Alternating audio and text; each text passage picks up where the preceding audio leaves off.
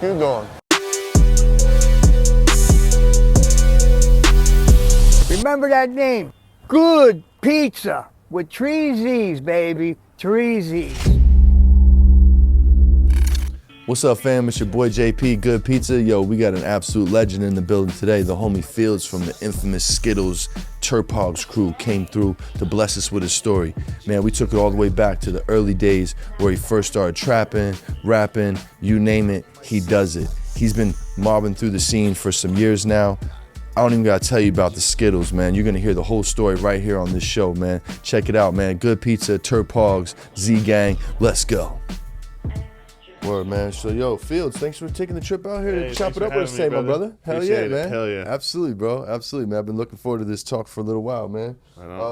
Let's see, man. So, before we dive into what everybody wants to know, the history of the Z and how all that unfolded and, you know, your story, let's dive into the story behind the story, bro. What was life like for young Fieldz, brother? Where'd you grow up, man?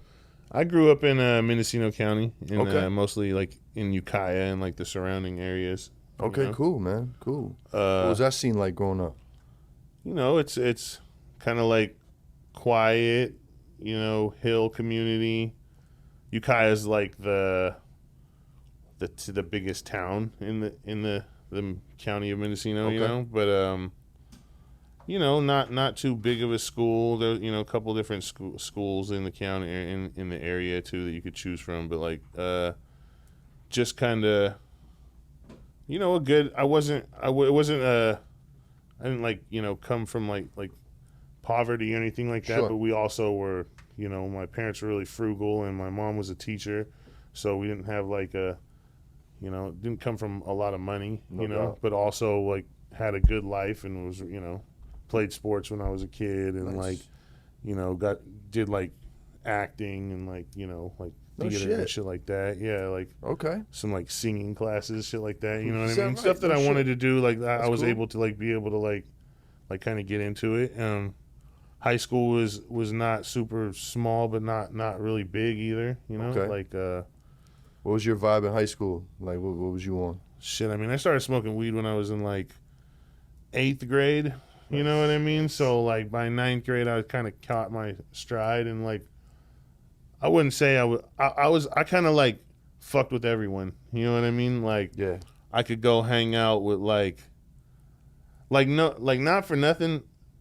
I did like 4-H, which is like some like when I was a kid, like when I was in like 6th grade, right? Mm-hmm. I did like 7th grade. I did like 4-H, which was like, you know, you deal with animals and stuff like that. I was like gonna say, I you raise remember that. animals. Yeah, I you remember like 4-H. do like, you know, like hikes and shit like that, like Sure. wildlife, go to wildlife preserves and like, you know, like Yeah. bird watching or like, you know, so we went and like checked on like wood duck boxes and shit like that. Okay. Like, just like Okay. being out Outdoorsy in the shit. wild, outdoorsy stuff, you know, Yeah. and like raising animals and like for, you know, to sell, you know, to bring to market and stuff like that, like kind of teach you Oh shit. money and like, you know, like raising an animal for slaughter and like getting, you know, reaping the benefits from that and shit. Okay. But anyway, I was going with that to say that oh shit. I was going I'm gonna catch My bad. goddamn. I asked you what, No. I asked you what was 4-H. You was into 4-H. Yeah, no, so I was saying all that to say something.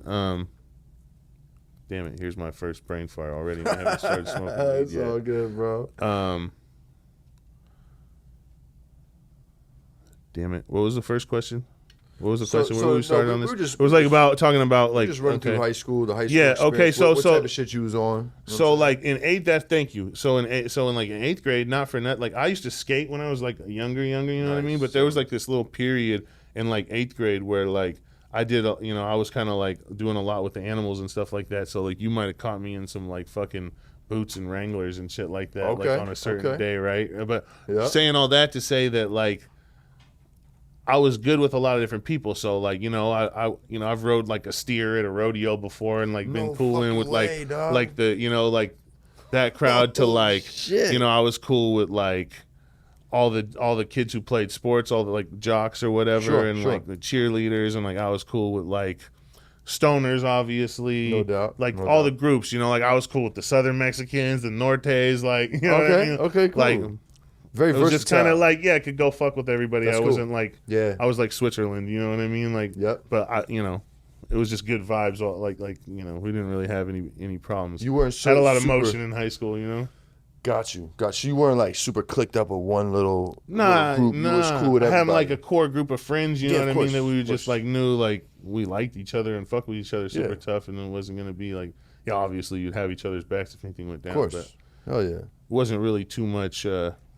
That was like my homies who I skated with, like from like, you know, young. Nice, like, we always bro. kind of like, and you know, some of them we still work together, like to this day, like we Really? work at the cultivation and shit. Yeah. Oh, cool, man. Yeah. Shout out my boy Kashada. Kashada still fucking murdering that shred sled. Yeah, he still skates. I Hell don't yeah. fucking skate anymore, but he does. Yo, I started skating again when I moved out here, bro. Took 20 years off, bro. Really? Started skating. Yeah, I'm not nice. I can still do kickflips and shit. You know what I'm Okay. saying? That's cool. Last time Keeps I me in the tried to game. fucking land a ollie, I landed it. Fucking board slipped out from under me. I fucking banged my hip, and I was like, "Oh yeah, no, that hurt. Shit hurt so bad in a different way." I this was old- like, "Oh man, like I don't think I'm me gonna tell be you doing something. that too much anymore." This old man skating is no joke, yeah, bro. bro. Yeah, I feel it. I feel it. So I have to ask. I always ask the homies, like, you know, you used to skateboard. What level did you end at? Like, what was your best trick before you stopped skating?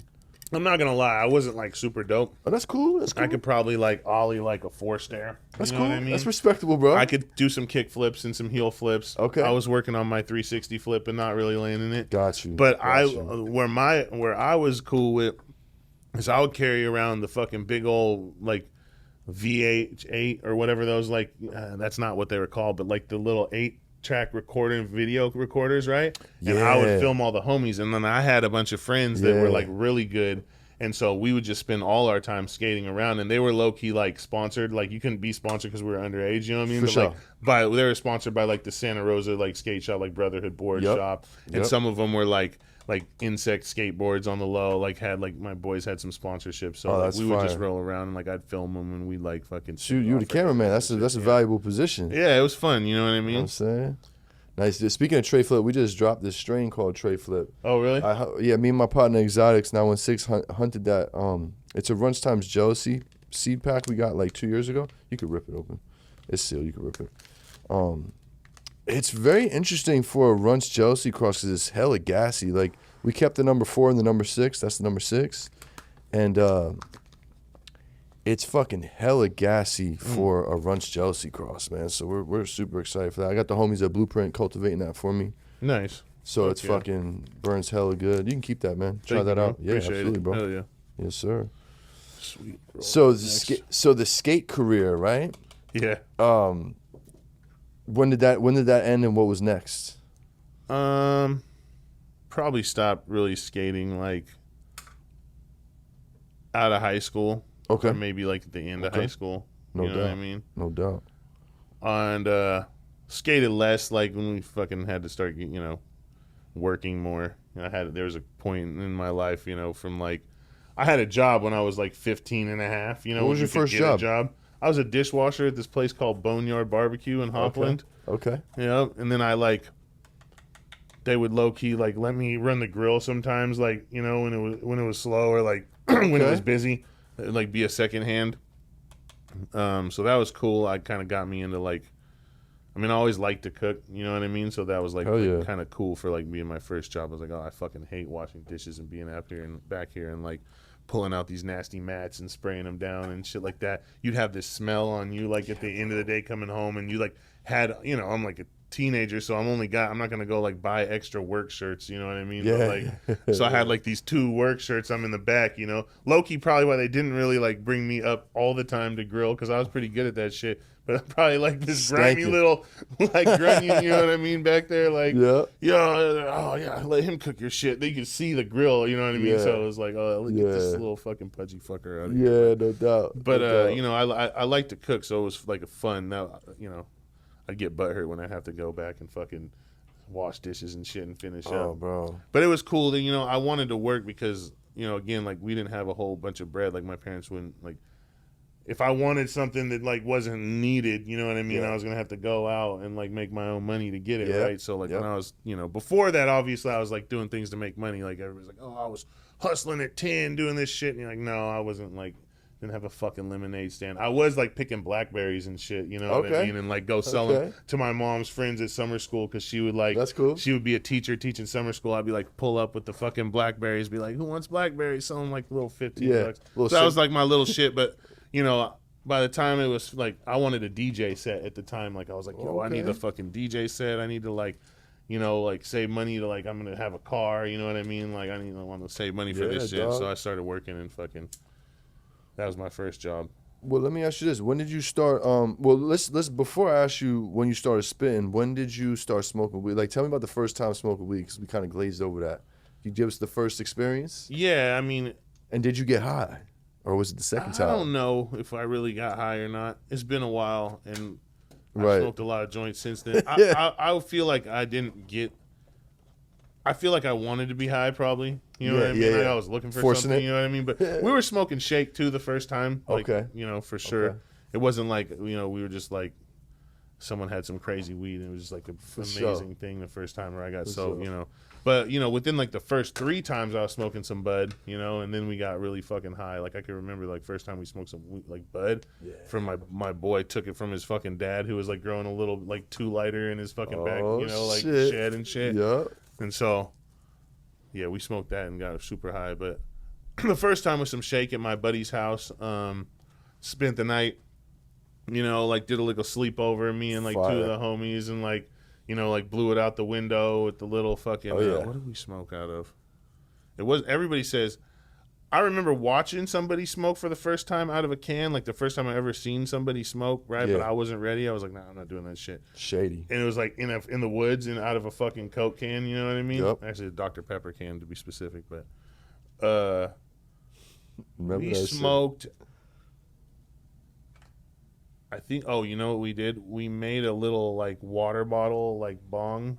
Oh, nice. Thing, right? With like some bastards. Sus little like bowl that was probably brass out of like fucking, the brass joint. You know what I mean? Like not even like a real like we probably used it like I don't even know. I can remember like various weird bongs we made out of hardware stores because we could go buy shit from hardware stores when we were like 16. So we're like, we made like a bong out of like a toilet bowl fucking bobber. You know what I mean? Those black fucking things like fucking sawed the top off and like, you know, stuck a fucking spigot down in there from the hose.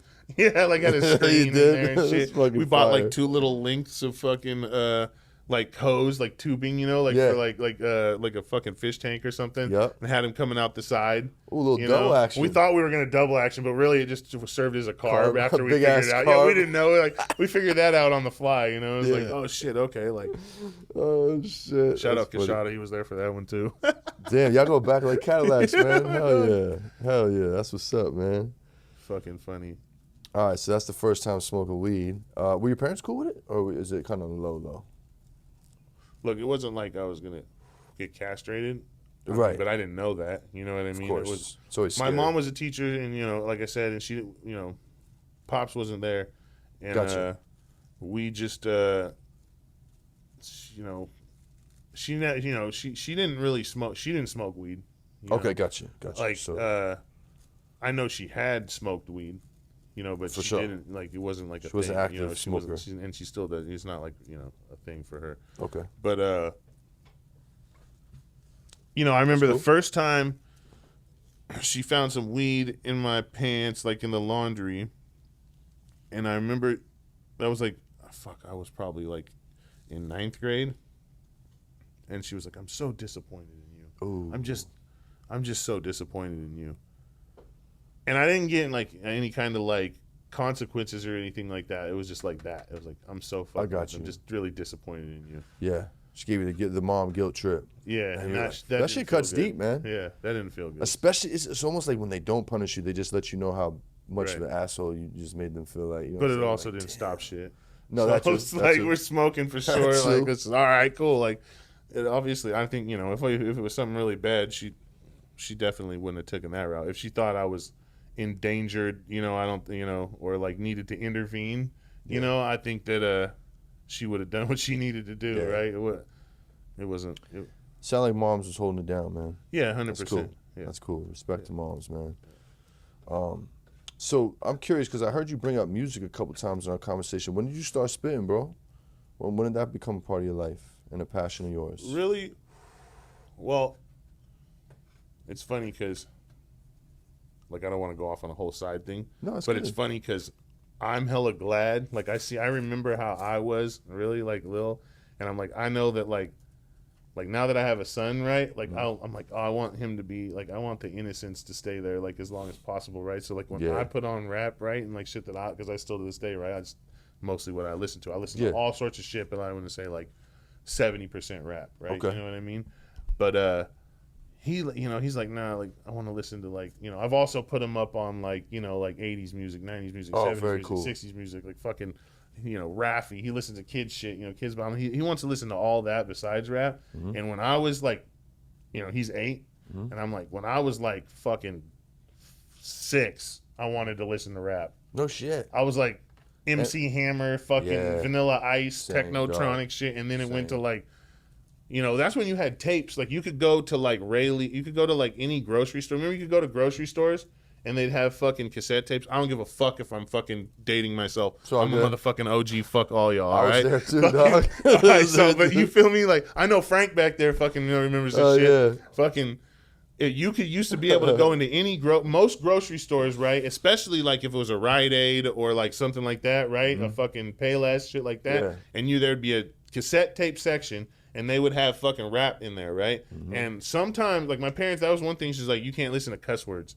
Like, whatever, call me a square or whatever. Like, but, like, there was a certain time she was like, no cuss words, right? So, and there was the parental advisory explicit lyrics fucking thing on there, right? So, like, sometimes if I played it right, I could get in there, right, and get a tape and get a fucking, like, one of them passed. So that's how I started, like, they'd have, like, Cypress Hill Black Sunday or, like, Ice Cube Predator. Like, that's, like, where I went from, like, from, like, all the shit you'd see, like, on MTV, like, and then I was like, oh, like Naughty by Nature, fucking, you know what I mean? Shit like that era, you know what I mean? Where you're like, oh, like, those were the tapes that I was, like, trying to get, I was getting my hands on, like, Domino. You remember Domino? Domino, yeah, hell yeah, I remember Domino. Fucking, gotta get a piece of that sweet potato pie. You heard? So, like, I was listening to, like, gangster rap or something close to it, you know what I mean? Like fair, fucking. Then from there, like, my buddy had Doggy Style, and I was like, oh shit. And he's like, remember you could dub a tape. So he's like, I'll record you this. I'm like, ooh, and that's when I figured out, I was like, oh, you can have tapes and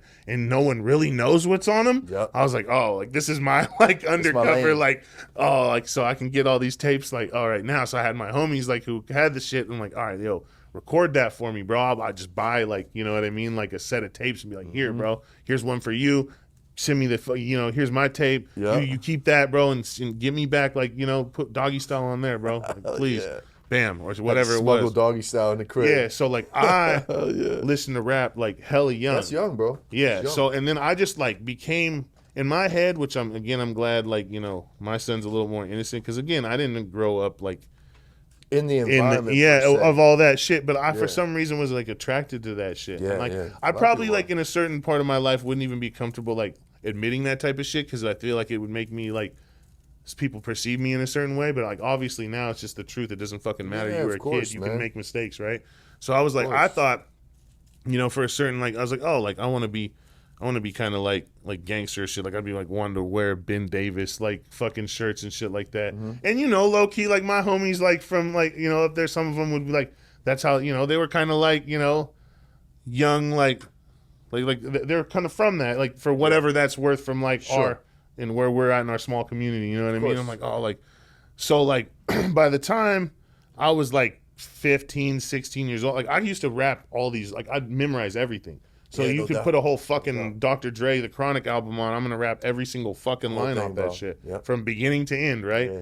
And, like, that's how, like, my mom would be like, oh, like, you really like music and you like rap, so, like, why don't you, like, she brought me a karaoke machine and was like, yo, like, put your times tables on here to the instrumentals on the singles, you know what I mean, that you get, like, you buy a single and then you have the instrumental on there, right? And so she'd be like, put that in your fucking shit, right? And then do your times tables to it, which, like, not for nothing, like, I did that shit a few times and I was like, this is stupid, I'm gonna fucking listen to my music. Yeah. But I was on the bus, like, trying to, like, all right, mom, like, fucking one time, Yeah. And I was like, whatever, but, like, that was probably, like, my first, like, oh, I got a microphone, like, I got a fucking instrumental. I could kind of be in my room and do this shit, you know what I mean? Yeah. But when I was like 15, 16, and it was like me and a couple of like young homies, we would just, that was when Napster was popping. Oh, remember? yeah, buddy. I remember So we that. would just take instrumentals off Napster and yeah. fucking, my buddy's dad recorded, like was a musician, kind of like he just like, you know, on the under, like he would like to play, you know, guitar on his own time and like record. So he had this reel-to-reel setup, and my buddy Roman knew how to operate his house.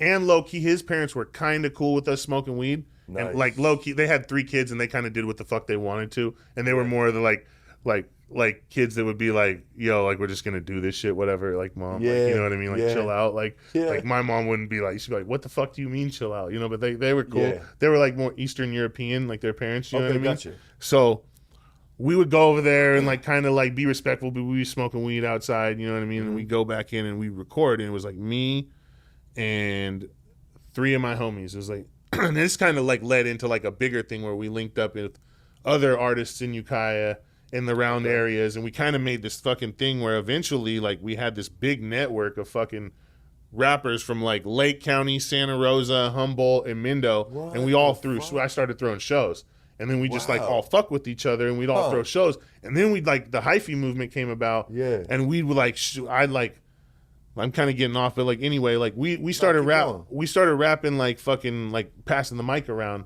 You know, you couldn't stop. Like, so you couldn't, like, we didn't know how to stop and edit. So it was like, get your verse right, fucking pass the mic, do whoever's doing the hook, do the hook, fucking go. Damn. You know what I mean? No and then by the time, the whole song had to be done. How we knew how to record then. This is like our first shit, right? Yeah. And then we would just like make these fucking, you know, he'd figure out a way to put it on the CD.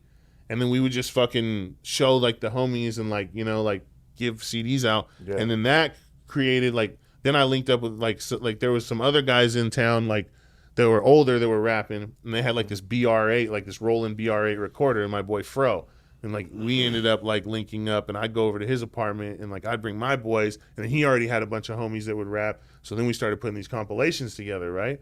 And then it was like, oh, like we're all fucking with each other, smoking weed, and then it was like I met this dude from Santa Rosa, like Zkittlez, and he was fucking with Mac Dre and Andre Nicotina and like this dude Smoothie who like had a lot of motion, you know what I mean? And I was like, he's like, oh, like, okay, like I see what you're doing. Like, and I was just my little fucking, you know, fucking networking self just around here just trying to fucking do what I could, you know, like, and you know, he was like, yo, like I went to a concert is what it was in fucking like a town that was like in Healdsburg, like fucking 20 minutes away from where I lived, right? Okay. And I was like, went and saw fucking saw him perform and a couple other like Santa Rosa artists, and he was like saw like Sugar Wolf perform, Doobie, and like, and I was like, damn, this dude, and I was like, oh, okay, I'm gonna fuck with this dude. He's got his own like style and shit, kind of different, like not as lyrical, but like I linked up with him, and he was like, oh, you're from Ukiah, all this shit, and we ended up like, he's like, let me throw a show up there, and you like help me promote it and all this shit. So I was like, all right, fuck it, let's do it. Nice. And I ran around like my fucking number one mission for as long as we were doing, I just promoting that show, just running around putting fucking posters up everywhere, like old school, yeah, just, you know, and that's kind of like set me up for doing shows. So he came, brought himself, like this is how I had met my partner Tone like one time before this, right? Okay. But this is how me and Tone kind of like really linked up too, right? It was like Tone used to rap and sing in this, and like he had like a group he was a part of, right? That had a band and everything, but then he rapped on his own too, like, and so basically, fucking,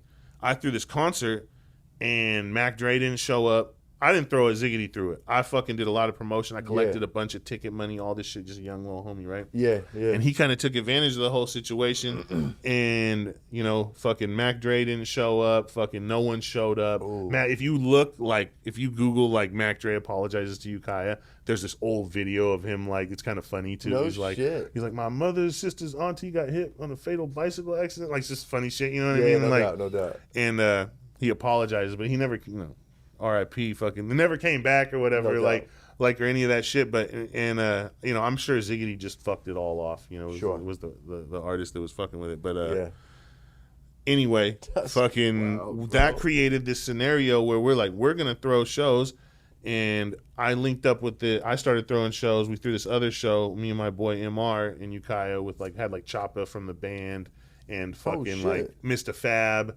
and Nice. you know, like a bunch of, you know, other people on there. Okay. And then I was promoting for this, and I met this other dude who I ended up like linking up with and partnering up with down the road, because he was throwing a bunch of shows called Super Hyphy in Santa Rosa. Okay. And so this set of concert series is kind of like what ended up fueling the whole hyphy movement, like in like Northern California, because this is where like most of the concerts, there's like a bunch of hyphy concerts all around, right? But like this is where like the most of them were thrown. Like we did like Super Hyphy, like 1 through 12 there, right? And I linked with D, his name was D Sharp, and he was like, yo, do all the promotion in Ukiah for me.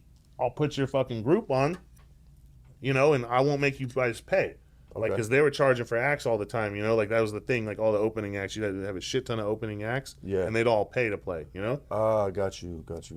So we'd be on there, like, the last opening act, and we wouldn't pay because I'd be out there busting my ass, putting posters up in Ukiah all the fucking time. Yeah. So, like, that kind of, like, created this whole thing where it's, like, we had all these fucking artists, like, that we fucked with. So, like, when we'd go on stage, we'd have, like, 40 motherfuckers with us for sure. Like 20 to 40 motherfuckers just on stage, like all with us. It was like from Lake County, you know, it was just like every motherfucker that rapped and just going crazy on stage. And like that was kind of the theme, like the days of like the real entourage, like showing up, like you like, oh, we got to get in, like all 60 of us. You know, like that's how it was. It'd be like every fucking person that rapped. You know what I mean? If you had like Messy Marv there, Keek the Sneak, fucking, you know what I mean? Like Juice, like you'd have like every single person would just be deep as fuck. So it'd be kind of crazy too at the same time, no you know? doubt. No doubt. But then, you know, we linked up with Kilo Kurt and Thiz and like Jack and them and everybody, so we would just roll with that. So then it would be really crazy.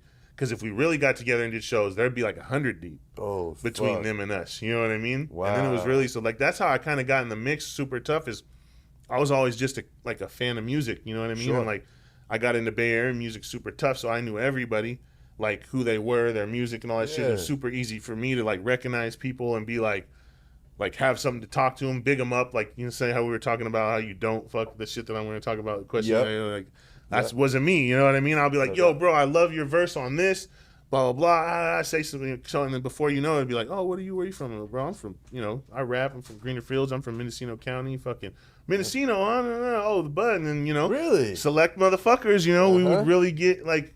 You know, I've done some, you know, we definitely like have made some fucking cool paper, you know. Yeah, man.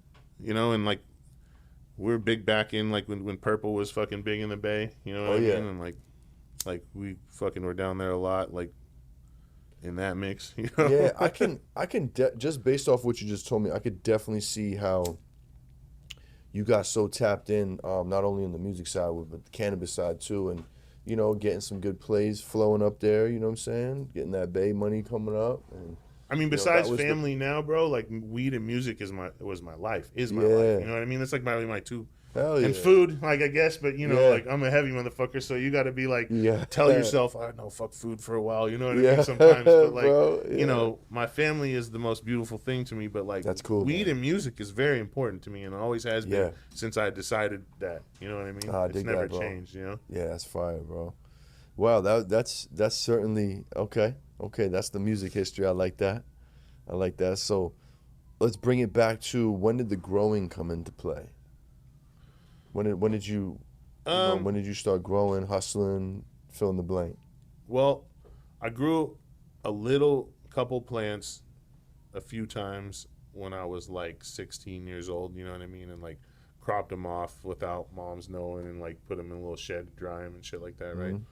I had a real like cool little crop.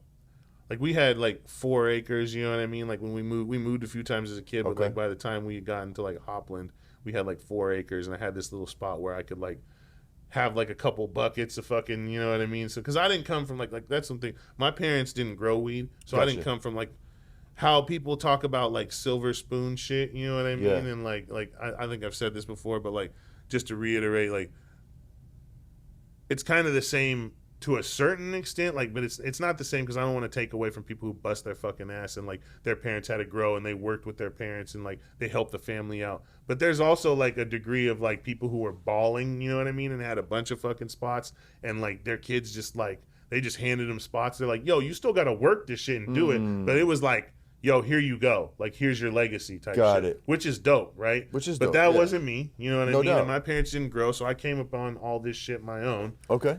And, you know, I grew that tiny little bucket crop where I was walking up the hill with fucking buckets of water and, you know, putting them in the fucking, you know, in the buckets and going down. And, you know, I had this is when I was like, probably like, right before I moved out of the house, you know what I mean? It was like 18, had like fucking some good sized plants and was like putting in a lot of effort. Tony giving me some fucking some weed. My boy Patty giving me some starts, and like I was just doing my little thing. Nice. And then my mom fucking like could see him, and she's like, "Oh, you got to get that shit out of here." I'm like, Mom, like it's like fucking too big. Like, what am I supposed to do with this shit? And then she just kind of forgot about it. Okay. I harvested it soon after. You know, like I was out. Like, you know, like actually I moved out of my house to go grow weed in Leggett, which was like up north.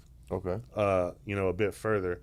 I like, you know, after that, I did a little garden with one of the homies. I shouldn't say I did a little garden. I fucking did a little thing. Like, it was like my kind of first like real job in weed, right? Okay. Which was basically guarding, you know, a crop Okay. for some you know, some fucking unsavory individuals. Yeah. And sure. you know, it's like the old adage, like a dog, a shotgun, and a tent, you know, Yeah. with the homie. Yeah. And you know, we stayed on the hill for, you know, that season, came off, you know, I think we made each like a few $1,000s, like, and then like got the opportunity to like wet trim all the weed for like $10 an hour. Okay. You know, and this is like not good prices at the time. No, either, right? dude. But we were youngsters, and it was just like, yo, I'm cutting my teeth, you know, and like Yeah, for the sure. people we were doing it for, it's not like you could have like a debate about it, right? Really. Yeah. You know, so This is what was available.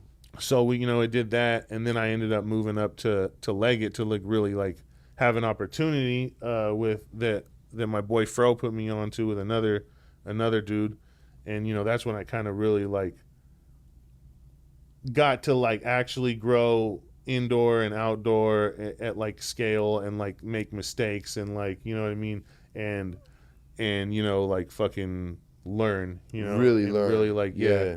And it was kind of like a network, like the guy I was working for had set up of like around like 40 lights and like a bunch of different fucking little spots, like 6 lighter, a fucking 8 lighter, a 2 lighter, Okay. all around, you know what I mean? And like, so I was like kind of bouncing around, and he was physically handicapped, so he couldn't like do it.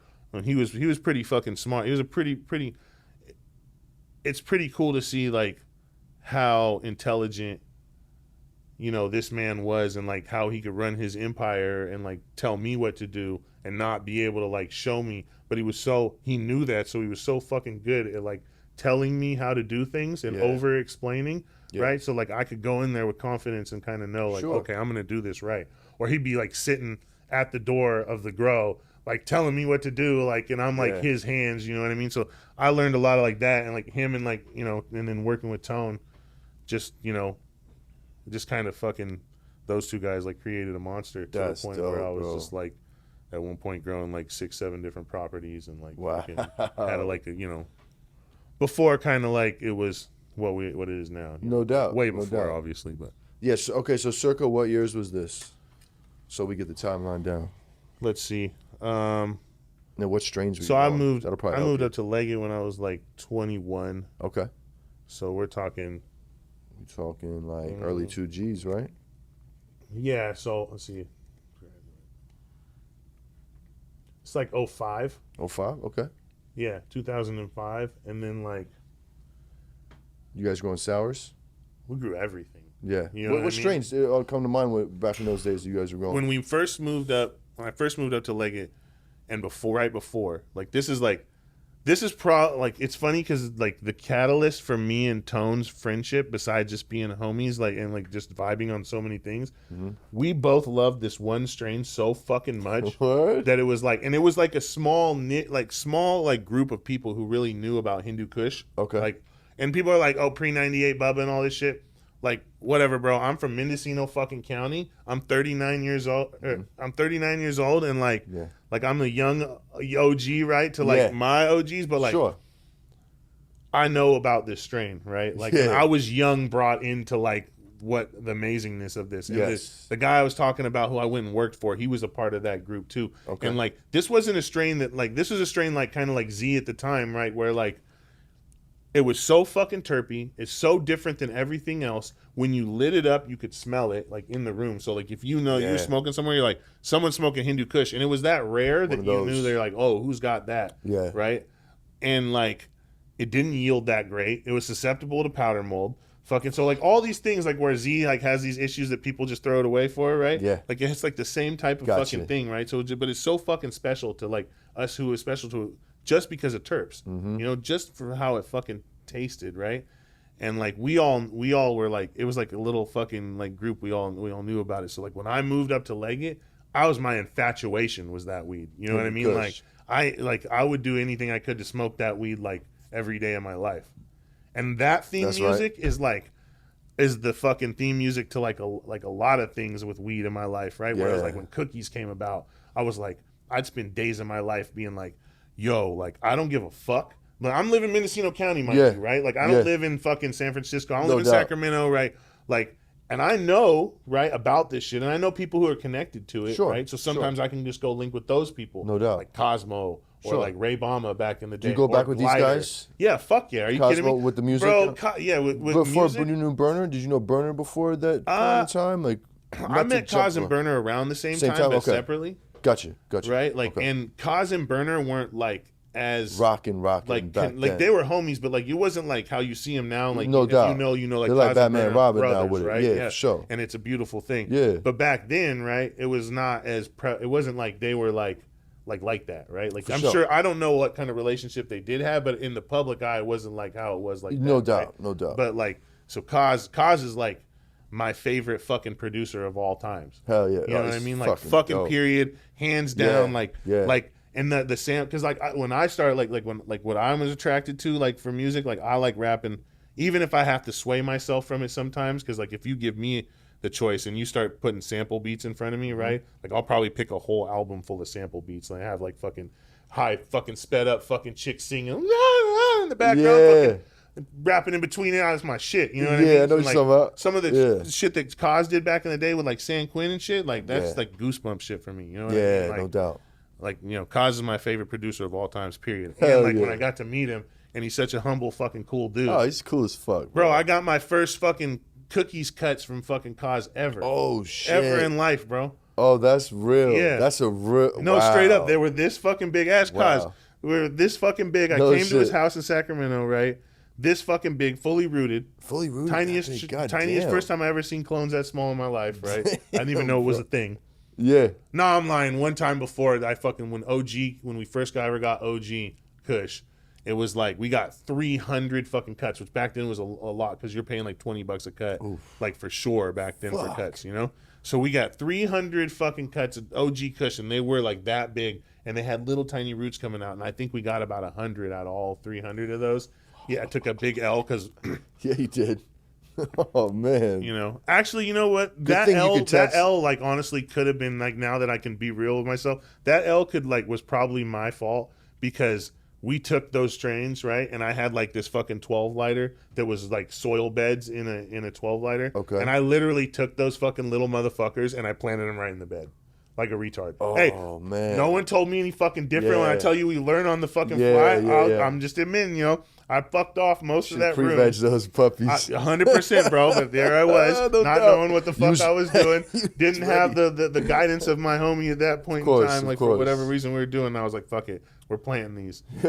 But it was cool. They kind of gave us some more for it. It was probably my fuck up, but they gave us some more fucking clones. Because you hit them like, yo, bro, only. I mean, no matter what, they were this big. I never seen clones like that. So then the second time was Cos, but his were rooted, and I knew what I was going to do with those, obviously. So we pre-vegged them up. You know, they all went outdoor, did well. It was the real cookies. Yeah, hell yeah. I think he got it from. I think it was from Sear. Oh, originally. no doubt, man. No doubt. Yeah, which came from Tone. Went from straight flame to Sear. Opposite. Or Cookie Monster to... No, opposite. You got that backwards. Oh, fuck, for real? Yeah, hell no, bro. I don't know. Respect the Tone, but no doubt. That shit came from Sear. Okay, so I don't know. And I fuck with Tone. But I don't know. I'm just going off of the podcast I did with Tone But he didn't say that. I'm just Nah, trying bro, to push listen, it together. R.I.P. fucking my bro Sear. Hell yeah, man. Much respect to fucking Tone, because I fuck with that dude. He's a real one. Hell yeah. R.I.P. to fucking Cookie Monster, my fucking angel on my man. shoulder. And while we're saying that, R.I.P. to Jesse the Chef. And Jesse the Chef, man. Hell But- yeah, bro. Nah, it's flip-flopped. Okay. That was from Sear. That's from Sear. Okay, cool. Yeah. Cool. And if Sear, and I have to say it like that, because if Sear was here, he wouldn't have it any fucking different. No doubt. And I know Tone would stamp it too. Yeah, I'm just, straight up. Yeah. I'm just on the sideline going off of all the stories I heard, I was trying to kind put of like dots in the together. mix real tough back then. Like I was the Gotcha. Mendo homie, and I wasn't Okay. right there on top of everything, but like we were banging back and Yeah. forth. You know what I mean? Me and Yeah. Sear knew each other. I didn't know Tone back then like that, but I knew Sear. You know what I mean? Cool. And I knew Glide. You know what I mean? And there's a bunch of other like dudes around that little. You know, I knew Kaz, and like I knew Burn, and I knew Ray Bama. You know what I mean? Like wow. fucking. Mm-hmm. That's a trip, dude. So you had your Love Jones on Hindu Kush. What I go into what other strains we are rocking? Can you tell me like the terp profile on that? 'Cause I feel like I never had it, bro. It's like I feel like I it's missed like that. we Nag used to say it was Champa like incense? yeah, but it's not like Nag Champa because that's kind of sweet, and we used to Yeah. say that. Yeah. It's really more like a sandalwood. Oh, I feel like interesting. Okay. like a sandalwood, real hashy, real hashy. fucking gotcha. kind of sweet. You know, had a Okay. little sweetness there, but like kind of gassy too. Skunky at all? Nah, No. Okay. Nah, No it's skunky. Okay. skunky like it's strong. Like you'd smell a strong weed smell off your bag, doubt, no right? But it doubt. wouldn't be Not like that skunk. roadkill, like you know, For what sure. I mean? Like, Not burnt rubber skunk. but strong. Like if you had it in your pocket, it's stinking. Okay. Like you're not getting away with like going into No like doubt. work with this in your pocket. You know what I mean? So does it still exist? Hindu Kush? To the way Yeah, you I'm gonna remembered say it? I'm gonna say somewhere it exists. Like we've bred it into things. Like we could probably pull out something close. I want to say I know Tone said he was talking to me and Gene recently, and Gene said that like he's got the one. So like Okay. that might be cool. That's what's up, man. Shout out Gene. But Mean Gene from Mendocino? yeah, It's just got the greatest name, man. That's why I don't know. We him, go but way back, that, too. That See, name like, is just so easy to remember. we're all like the same thing. Gene used to rap. Okay.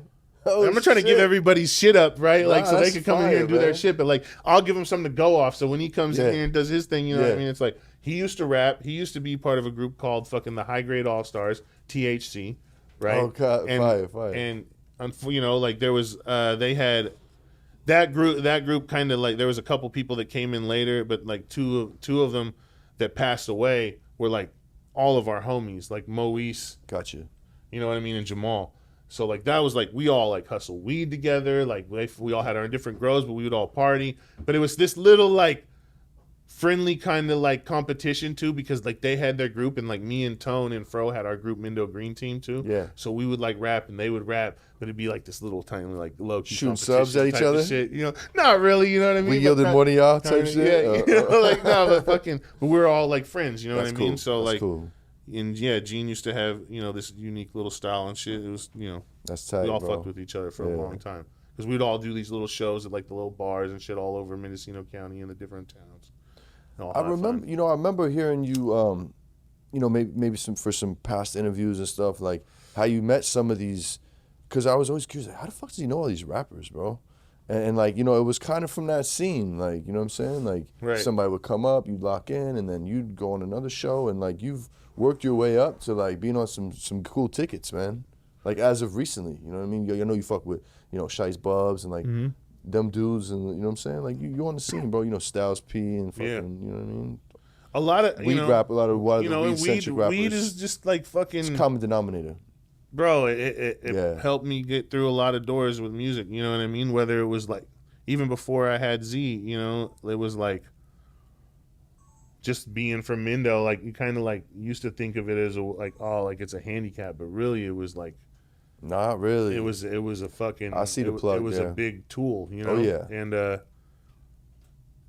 maybe it took people like artists like that to show me that, you know what I mean? It's like, Yeah. oh, you got all this, like this is what you use, you know what I mean? Yeah. Like it could almost be like if you were rapping about it from where I'm at, right? Like a lot of people be like, oh, this is fake shit, right? Because this white boy's just sitting here rapping about fucking all this weed shit. He ain't really doing that, right? Yeah. But it's like the exact complete fucking opposite. No, you you know what really I mean? doing He's it. really like doing all that shit. We were talking about different shit though. You know what Yeah. I mean?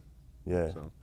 For sure, bro. And when I finally dove into your catalog and I heard the weed bars. I'm like, oh shit, that's fire. I remember, I think the first track I ever heard you do was it was a joint with homie from Smokers Club, DZA. Smoke DZA? Smoke DZA. Yeah. And you had the, speaking of Sear, RIP Sear, you had the Sear hat on with the Oh yeah, with the Smoke Too ribbon. Much. We Smoke did the Too video Much. with Fat Boy SSE. Yes, bro, that Yeah. shit was hard. I'm like, Yeah, y'all go check out that shit. fucking video. For Check y'all out that that don't video, know that man. I fucking rap, That go was on, check hard, Green bro. R Fields, Green R Fields with a Z. Yeah. And go look up Smoke Too Much, because that fucking video is hella fucking dope. That shit was and it's hella fire, bro. underrated.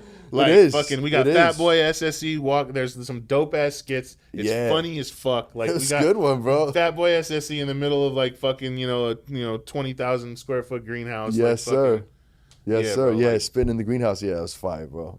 Hell yeah. Just So know that I'm an East appreciate Coast that. hip hop head. You feel me? Golden era. I'm 80s baby. You know what I'm saying? Yeah. So I appreciate bars and like what y'all did with that was dope, bro. I appreciate Hell that. yeah, hell yeah. Yeah, we got a whole Absolutely. album together, DZA and I, called Zour. Yeah, yeah. know, and then I me- got a pack of that too around that time. That's ours. Yeah. Oh yeah. Oh yeah. Hell yeah. That was Hell cool. yeah. That might have not been my weed, to be honest. That was another not. homie, RIP, fucking, who put that out. No doubt. He was a little upset that we put that album out. You know what I mean? But to be totally truthful, me and DZA were developing.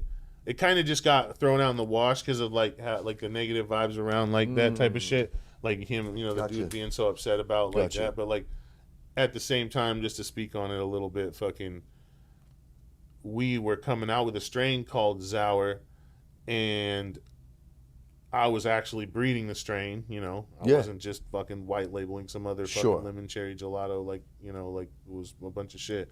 But like, so it took a little more time to be like, hey, we're like actually developing this strain, and DZA Yeah. was helping me pheno hunt it, Sure. and like checking, like, oh, I like this, I don't. So in the interim, somebody came with the packaging, and then just acted like they had a reason to be upset. But So maybe it was just in my mind, I'm like, yo, bro, you could totally tell this taste of sour and the Z in this. no, you know but what I mean? at the Or same was time, it? look, let me no. reframe, because maybe fucking I never smoked the weed, so Okay, I shouldn't gotcha. just like forward step and be like, oh, it was some renamed shit. No you know what I doubt, no mean? Maybe doubt. they got on it before me, and it really was Hey, some maybe, you never sauerkraut. know. Maybe they You never found a know. sauerkraut. Whatever it was, they came out before us with the packaging. Gotcha. I wasn't gonna stop what I was doing. Sure. So sure. there we It go. is. It is what it is, man. It's weed industry shit, man. You know what I'm But saying? me and DZA did a song. The first song we ever did together was we put Andre Nicotina on it, and obviously it's like the only song that like they've ever done together. And Okay. it still does numbers like on all the DSPs and shit like that. It's Fire. kind of funny, like, because Nicotina has such like a cult following, Yeah. And then they're like, what the fuck, like DZA and Nicotina? I'm like, me inadvertently being on there is cool. Yeah, you know what I mean? hell But yeah, like bro. them two were like, That's tight. put That's that tight. together. Yeah, I fuck with that, bro. Why don't we leave it as, hey, what is Skittles? And let me try. Let me try. Let me see if I got it. So, grapefruit times grape ape times question mark. Am I close? Yeah. So basically, like, the plant that we were so infatuated with Okay. came to us, right, by way of a friend of my ex-father-in-law. Like, the Okay. girl that I was with at the time, Okay. fucking her dad and I had a grow together, like a Okay. small little 8-light grow. You know what I mean? Yeah, yeah. And, I could go in a little bit deeper and say all these things that like kind of reference other stories that have been told to like dispel them and shit like that, and Sure. names of people and all this shit. We I don't don't really we give a don't do fuck that. about all Yeah, we that. don't You need know what I that. mean? Yeah, we don't need So what I'm saying is like he and I had a grow together. That was the person that everybody else talks. That's my ex-father-in-law. Like, Okay. you know what I mean? A man that I fucking cared about and still care about. Yeah. And like a fucking a kind of known person in that community too, and as far as just like being around old timer, not like, oh, like I grow hella weed and like I'm some breeder or amazing, like the guy's none of that, you know what I mean? Yeah. Like he's just a good dude who grew weed to get by, grew weed for other people on Sure. the hill, all the type of shit. Yeah. And we had an 8-lighter together, and fucking we were trying to get cookies cuts at the time. I'd had cookies before from Cause. I lost it. I didn't keep the fucking cut. Shit. At this point, it was kind of, we could get it. So we were like, Yeah. oh, this dude's going to bring us cookies cuts. And the female, the what we got from that was obviously far from cookies, but it was a lot like what this is. But Okay, it gotcha. wasn't exactly fucking this. Okay, gotcha. But it was enough for us to be like, well, really, it was enough for us to be like, wow, like this is fucking, this is like something different. Like this is Yeah. really different to the point where it's not like anything like that we're smoking. And of course, when I get this, right, like I'm like I grew that for a minute, right? Like I grew just that cut that we had, like, you know, but it wasn't very vibrant. And I knew that I was like, dude, like we're going to have to like keep like something close to this. So like, you know, like any, like if I, like any other weed that I ever would get or anything that I was excited about probably in life, like I told fucking Tone about it and I was like, yo, like I got to give you this cut. We got to fucking breed with it. Yeah. You know, and we need to like keep this motherfucker because this is like, I'm confident enough in myself as a fucking terp connoisseur. Yeah. Before we were really even talking about terps, you know what I mean? For sure. To know that like this weed right here, that was like, you know, like like it was something I'd never had before and I was okay. You know, like a lot of people would be like, oh, like if someone tells them something's good or like this is like kind of like, oh, like most, like even growers, right? Like they'll be like, oh, it kind of falls into this whole thing where you're like, what's hot? What can I sell the easiest? Oh, let me get my hands on that. How do I get the right one? Boom. Yeah. Let me grow as much of it as I can. Fucking whore it out. Everything is whored out. Off to the next one, right? Yeah. So like the difference is like that I can say about like the people that are around me and myself, me and Tone especially, is like we've always been those people that like could be confident enough to be leaders in that and know like I don't give a fuck about what you're saying. Like that's cool. If you show me, I don't not like I don't give a fuck, but like if you show me some weed, cool. But like I'm not really tripping on like necessarily like following. Like I can understand enough to be like some people would have smelt that weed and been like, oh, this ain't gassy, like, this ain't and this ain't cookies, right? Period. Yeah. This ain't cookies. That thought could have been locked in their head and they could have never been like, oh, like this weed is more amazing than that. Or it's as amazing, right? Sure. It's like different enough. It's wow, I've never had this. You know what I mean? Kind of like cookies. Up until that point when you smoke cookies, if you really were getting that good nuance out of that weed and you were getting the right shit, there wasn't weed like that. No way. You know what I mean? Way, it wasn't fucking around. And that's why I fiended for it. And I spent days of my life running around trying to find this shit. Like going to San Francisco. I knew I'd have to, if at the end of the day I'm going to end up at the green door fucking going and getting this fucking my limited amount of weed. If I can't go to all, I'd find all these other places that say they have it, that didn't have it. Such as Weed Life, right? When if shit comes out, they're like, of course. I got that, hoping nobody knows. They'll, you know, ramp up their sales. You go there as a person who knows. You're like, this ain't it, you fuck boy. Why the fuck are you fucking doing this? You fucking waste my time. I drove all the way out here for this bullshit. Bro. End up fucking from my house, you know, 3 hours down to fucking San Francisco getting that shit. But anyway, we knew that we had to keep this shit. And Tone had a fucking Humboldt County grapefruit grape ape, Humboldt County grapefruit grape ape male. So the grape ape was bred in Mendocino County. Okay. By a few dudes, and one of them being this dude Dallas from Willits, who was just like an OG that we all like fucked with and looked up to. I didn't really know him that well, but my OG homies did. Yeah. And then the Humboldt County grapefruit, like the OGs would say that it was like grape ape. You know what I mean? Or excuse me, not grape ape. It was like BC grapefruit. Okay. But who knows for real? It was called Humboldt County grape. Got you. Grapefruit. So I remember getting that was the male hit to like we don't. People are like, oh, like they say they don't know because what, like trying to hide shit. It's like no, like we just didn't know what that was. We loved it. Fucking Tone hit it with that shit. We fucking didn't have the greatest fucking luck with getting that many seeds. A lot of them were white, fucking we got what we got. We popped those, and we chose this. How many did you pop to find that one? And you remember what number that one was? I don't remember the number, to be honest. No, there wasn't that many of them. I want to say that we only had like 6 or 7 like good keepers. Fuck. You know what I mean? And like, so it wasn't really like numbering them too much. It was just kind of like there they are. Yeah, it was enough to keep track of. Yeah, over there. Yeah, right there. That's them. Like fucking sitting in that corner there, dude. That's them in the corner into this worldwide fucking brand, bro. I love that, man. Yeah. I love that. Didn't even number them. Yeah. That's fucking cool, man. That's cool. I'm a weed nerd and I'm a weed historian and I nerd out on that shit all day. So, like, I eat these kind of stories up, bro. All the origin stories behind the strains. There's like, like people are like, oh, it's Sherb and it's this and that. And like, I've heard people say that. Nah, but it's funny because we used to call it, well, there's like, Was there any placeholder names before Skittles? It was, yeah. So yeah, and I'll tell you why. That's literally why. Like, but it wasn't the name of. Well, by the time it became Skittles, this was it. Like it was like it's this strain. You know what I mean? Okay. It wasn't the mother plant that we loved.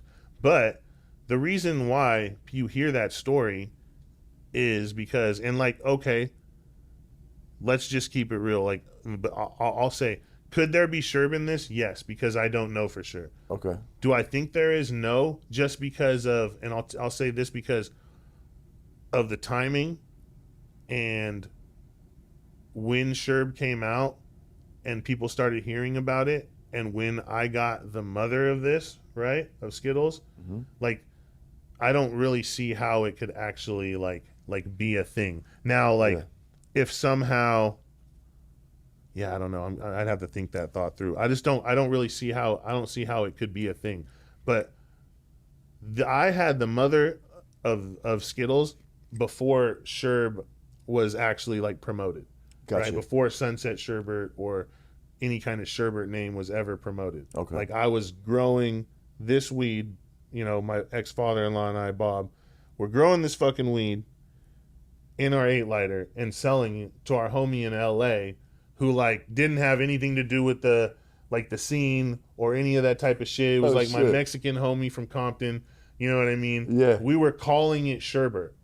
But this is literally before. Now I know Burn at this time. I don't know. I don't really know if me and Jigga had met at that time, right? And me and Sherb definitely hadn't met at that time. Okay. But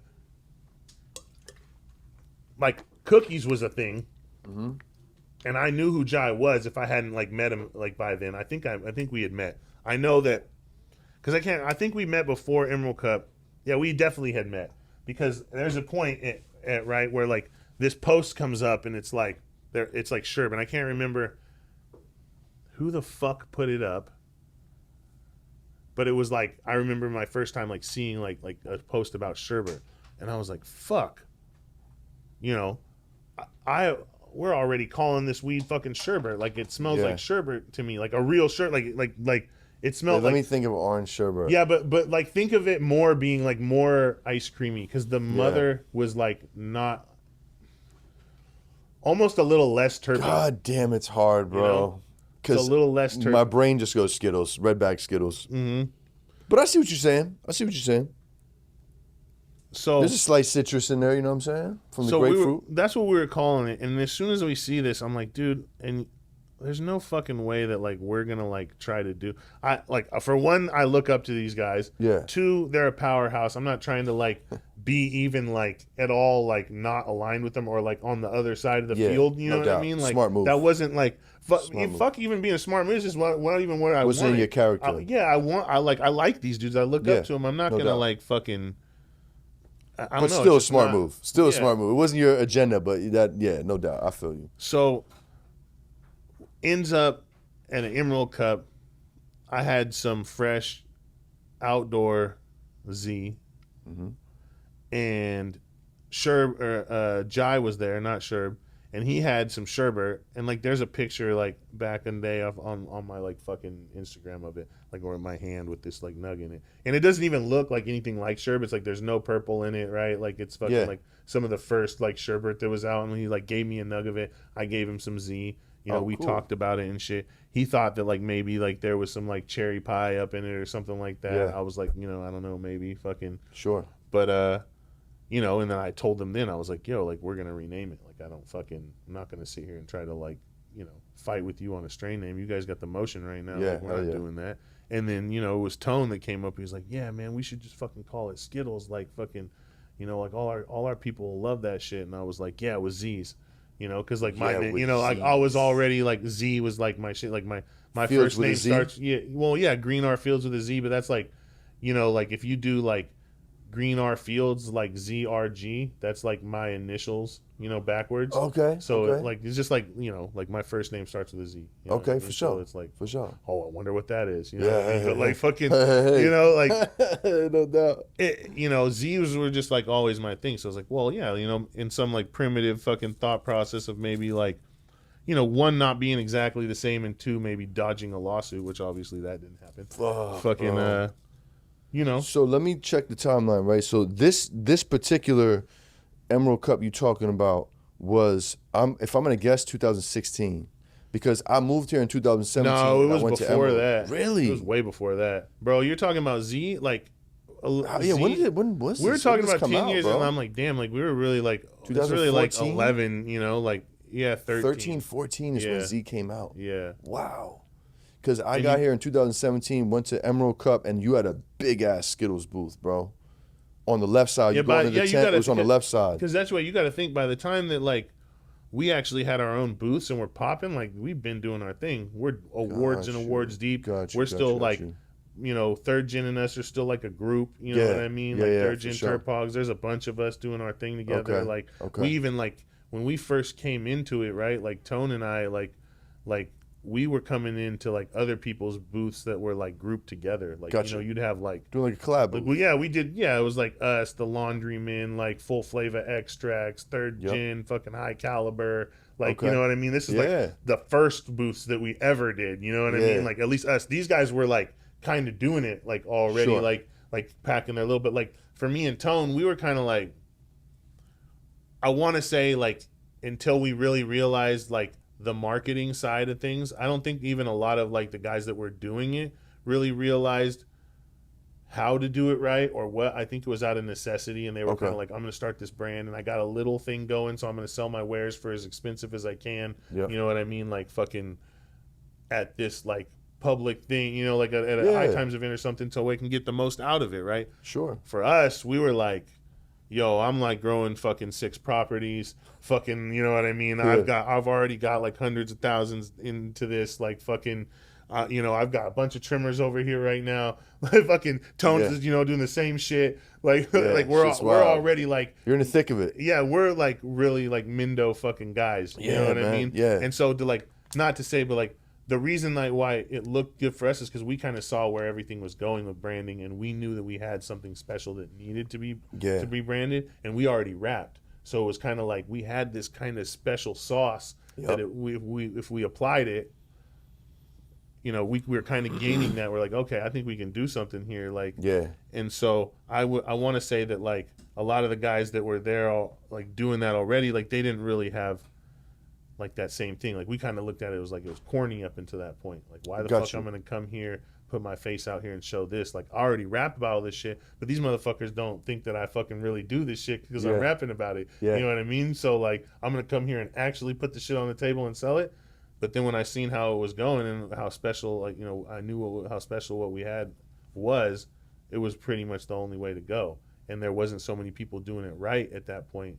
Like we just came in and like did it organically and started building and having fun with it, and it was like, yo, this is cool and we know how to do this, you know what I mean? And then, you know, once we kind of started just like catching our wave, it was just everybody kind of fell in line too. They're like, you know, the people that we knew before from music were like, oh, those are our boys, and it was easy for them to go, oh yeah, hey, we fuck with them. You know what I mean? And it was like, oh, what do you guys got going? Oh my God, this is amazing. Like, you know, wow. And it was just like, yeah, here's this. And you know, the network became bigger, and it was just like, you know, we started gaining tractions, winning awards together, winning a lot more awards, winning flower awards, hash awards, fucking, you know, like back to back, like, you know, when we start winning, like, you know, first, third, fucking fire, you know, and it just showing up, always having like as much as we could, but also like the fact that we never really had enough, you know what I mean? And enough for everybody that wanted to try it was a big thing. Exclusivity, you know, like we learned that like inadvertently. It's not like we tried to hold back you know, from people to create this like scenario. Like we were having fun, growing what we could. We had a good amount, you know, and at the same time, we're kind of like, you know, doing what everybody does. We're like, yo, let's show up here and do this. But then at the same time, oh, you need these over here. It's like, you know, so it wasn't like I'm going to sit here and grind it. I got, at the time, you know, when you're there and it's like it's an event, you're like, all right, you know, but weed has an expiration date. So in the interim, if we're not doing the fucking show, I'm not going to fucking show up at a show and just like with like 3-month-old weed, you know? So it's like, that's gone, you know what I mean? Absolutely. So it was kind of like, and then once it kind of caught wave, even between all of us that were growing it, right? Like we never really have enough, and that kind of just was like that built the demand. Create that salivation, you know what I mean, all over the world, and like, you know, Instagram and fucking and you know social media, you know, obviously played a huge role because that shows the world. You got the rest of the world looking at California, fucking as far as weed goes, like. You know, what are they doing? Yeah. You know, and then like obviously you have people coming over, like people. It's pretty cool because like people love weed so much, right? Like it's kind of cool to remind myself, right? Because like I talked to my other homie the other day, and he was like, you know, I just afford myself all the fucking dopest zips. Like his thing still is like, I have to have every $800 ounce, every hype thing. I have to try it, whether it's bunk or not. I have it, right? And for me, like. I guess I've grown enough weed and like been in like have enough homies like have good weed around me and shit like that. It's like I don't feel that pressure anymore. But I thought about it and I was like, it's not a pressure though. It's really like his passion like over everything, and like even more than me, right? Like as passionate as I am about weed, this kid's like, I have to fucking have like all the fucking hype shit and all the fire. Like that's literally what I spend all my fucking money on. So for people to like have that mindset and they're like, I'm gonna travel from the ends of the fucking earth over to California to go to a fucking High Times event to line right up here because I'm gonna fucking try this motherfucking weed today. I don't give a fuck. You know what I mean? That's the only thing that has to happen for me today. That's the beauty of this shit, man. And yo, just to kind of tap into your story you just told and my experience with Skittles, you know, I remember, you know, it's funny you say that, you know, rappers would come up, yo, I know, bro, you know what I'm saying? So that was my experience. My first time seeing you, I was at, you know, I just moved here in August. It was 2017, December, Emerald Cup. It was the last year they did the Prop 2, so it was like medical and recreational. Recreational was kind of just popping off. You had to have a card to get to the back where all the people were vending. And I remember going there and you guys were on the left side. You walk in, you were on the left side, big-ass booth, big-ass purple Skittles fucking sign. And I remember waiting to get a bag, and like these rapper dudes were there, and they're like, yo, Fieldz, yo, that's my brother, man. Where's he at? And I could tell they were rappers, you know what I'm saying? How they dressed, how they was kind of moving, and I kind of recognized them. And I'm like, damn, yo, this fucking booth is cracking. And I remember like the biggest brands there was like Cookies, Sherbinski, Skittles, and I remember Alien Labs had a booth too. That's when they had the 41, the wedding cake, the fucking Dosey. You know what I'm saying? Hell yeah. And my boy from Jersey, my boy White Mike was there, my old plug Unc. And I just ran into him there. I'm like, oh shit, Jersey's in the fucking house. What's good, homies? And then they're kind of putting me on like, yo, Skittles, you know what I'm saying? Yo, you got to get that Alien Labs 41. The Alien Labs 41, crazy. Yeah. So I'm like, oh my God, bro, this is nuts. And then like realizing that like, man, we couldn't get Skittles. Like in Sacramento, there was usually like, for the first couple years I lived here, there was usually like one guy with 1 pound. And it was fucking 400, 450 a zip. It was like, fuck, man. I'm now used to these great California numbers. I'm like, fuck, man, I gotta fucking, I guess that's what it costs, man. Fuck it, I'm gonna bust a couple of these ounces down. Right. You know what I'm saying? And that's just what we did, bro. And like, I always had to have a little Z in the stash, bro. It was just like, it was just like a thing, man. It was just like, I always have to have Z terps rosin in my fridge, and I always gotta have a little Z flower on the menu, or at least for the face. Yeah, for sure. You know what I'm saying? And it's been like that. Now that's been so cool to see that. God damn, bro, it's still like that, man. You know what I'm saying? And to see where it's come, bro, it's fucking nuts. I feel like, you know, it's probably had a longer run than most strains, you know? Yeah. A lot of that has to do with it still being more exclusive, you know? And like for a time, obviously, like we were the only people with it. And then like, you know, like bag seeds come about. Yeah. At one point, you know, we're dropping genetics and shit like that. So you can pull like Skittles leaners out of our genetics, out of open stock, you know? No doubt. So like then you start, you know, at a certain part in history, you start seeing like, you know, more people got more. But that's the whole thing is like to this day, right? Like to this day, like when you were like, oh, I was getting Skittles strips in my head, the first thing that popped in my head, I'm like, I wonder if it was real Z actually though. Yeah. Because it's like when you get this terpene profile, that's what I say, like from the mother. And this is why like people like us, you know, people interject themselves in your fucking story like all the time, like they're there, and especially with something as prominent as Z. I think people like really want to be like want to be a part of it, because they were a part of the history, right? But they weren't a part of the like my history. Yeah, you know what I mean? So it's like you were part of my history if you were like around, like buying it, like saying, "Hey, what's up?" Big up, dapping me, having conversations with me at the booth and shit. But like you didn't do anything for it. No, you know what I mean? You're not a fucking. a historian on this shit. You're not gonna say anything that I fucking say isn't fucking exactly 100% ironclad fucking true.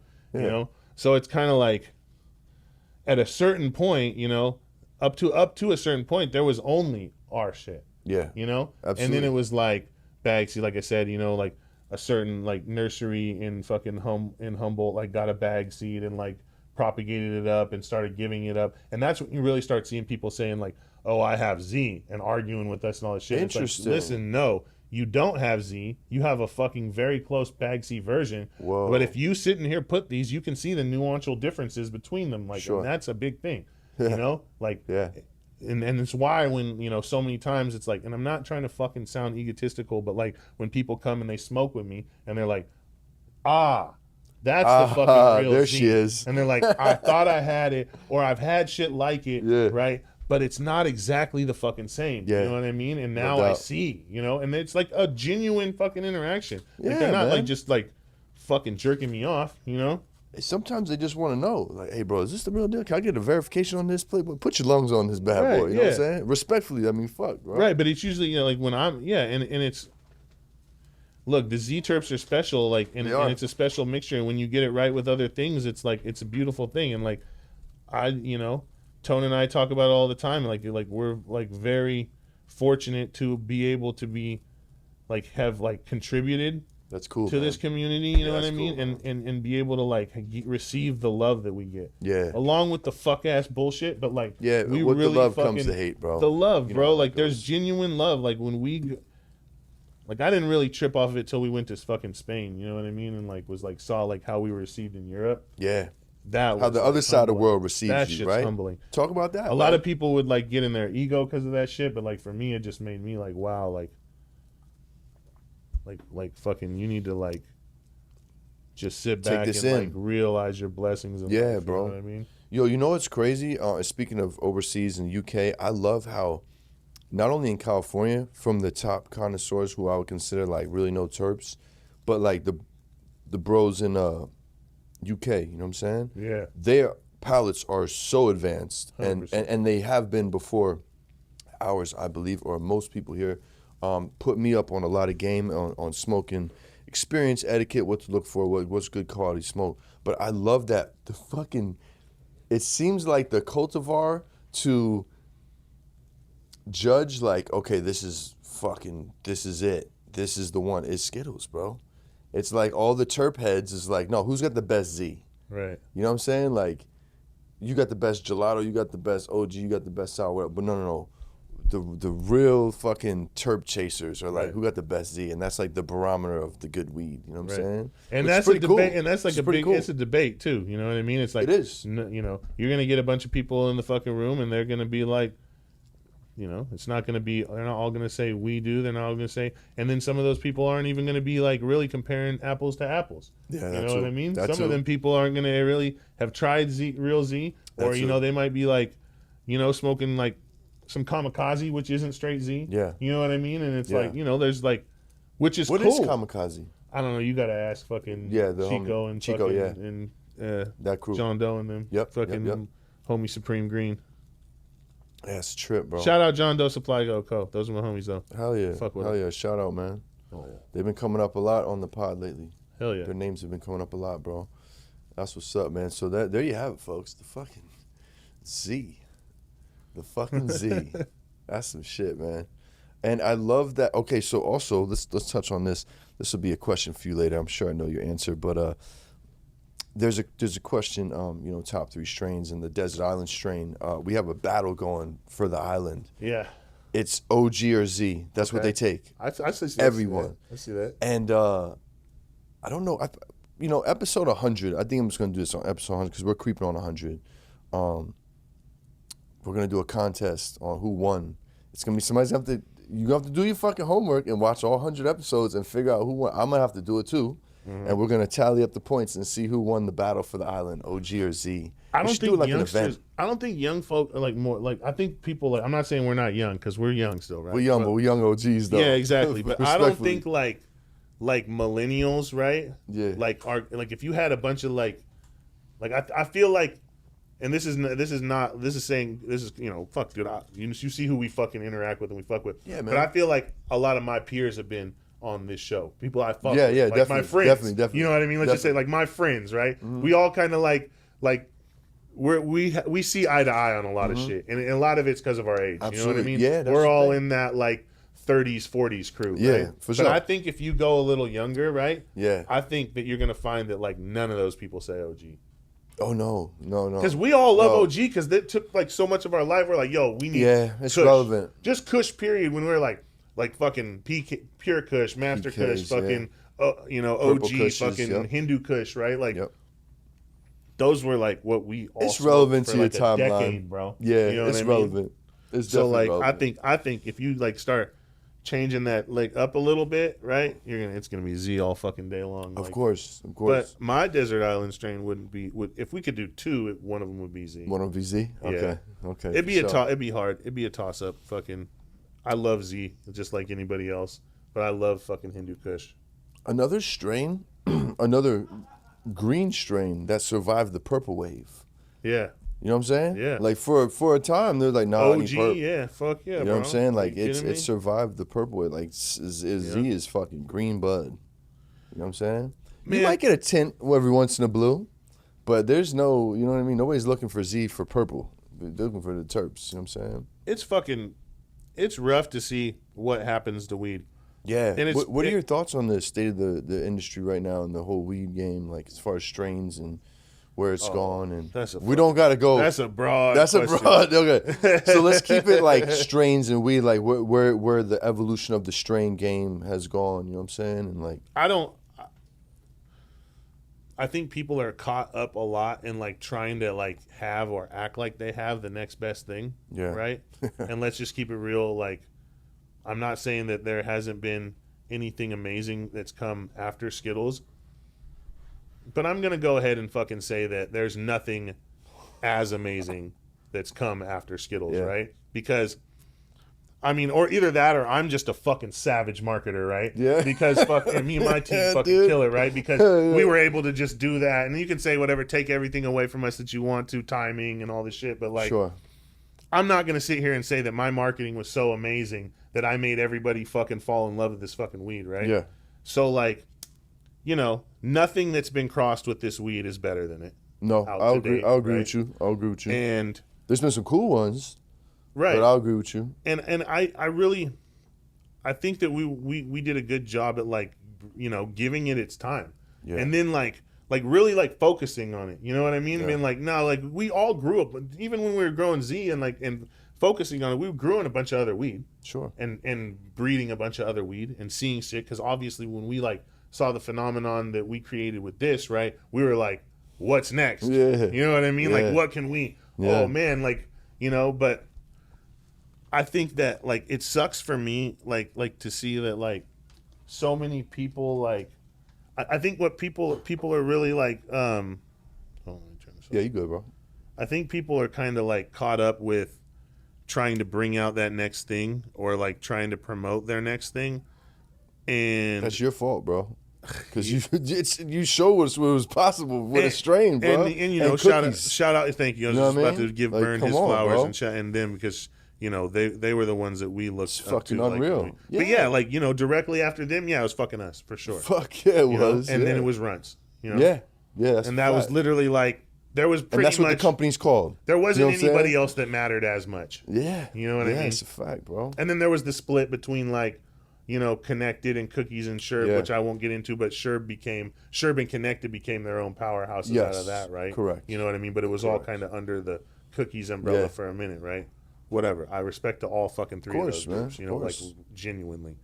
And I don't think that there's so like during that time I will give it to the critics and the naysayers that like there wasn't as much saturation, right? Yeah. We had No, the that's true. space to kind of That's true. shine, you know? Yeah, definitely. But we were also sticking our fucking necks out. You know what I mean? And we were Yeah, it like was doing shady. something that wasn't just okay fucking to do, and we still could catch cases for it. And Facts, we were bro. like taking risks. And like I saw that like for the people that even weren't doing it as good as we were for promotion wise, but we're still doing that and like being at these events and shit like that and promoting it and like from then on, we just kind of like threw out the worries, and we're just like, all right, like this is how we're gonna fucking do things, you know.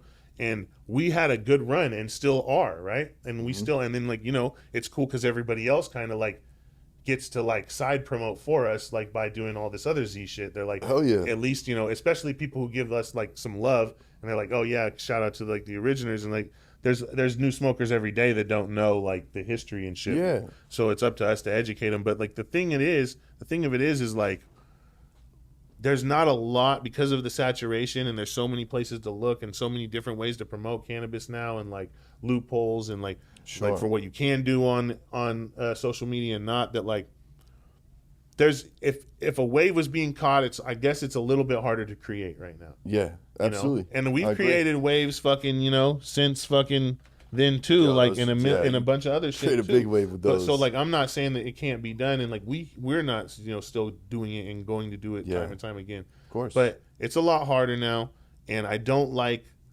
it's always been a thing for cultivators and like growers to be like we were talking about earlier, what's the next fucking best thing?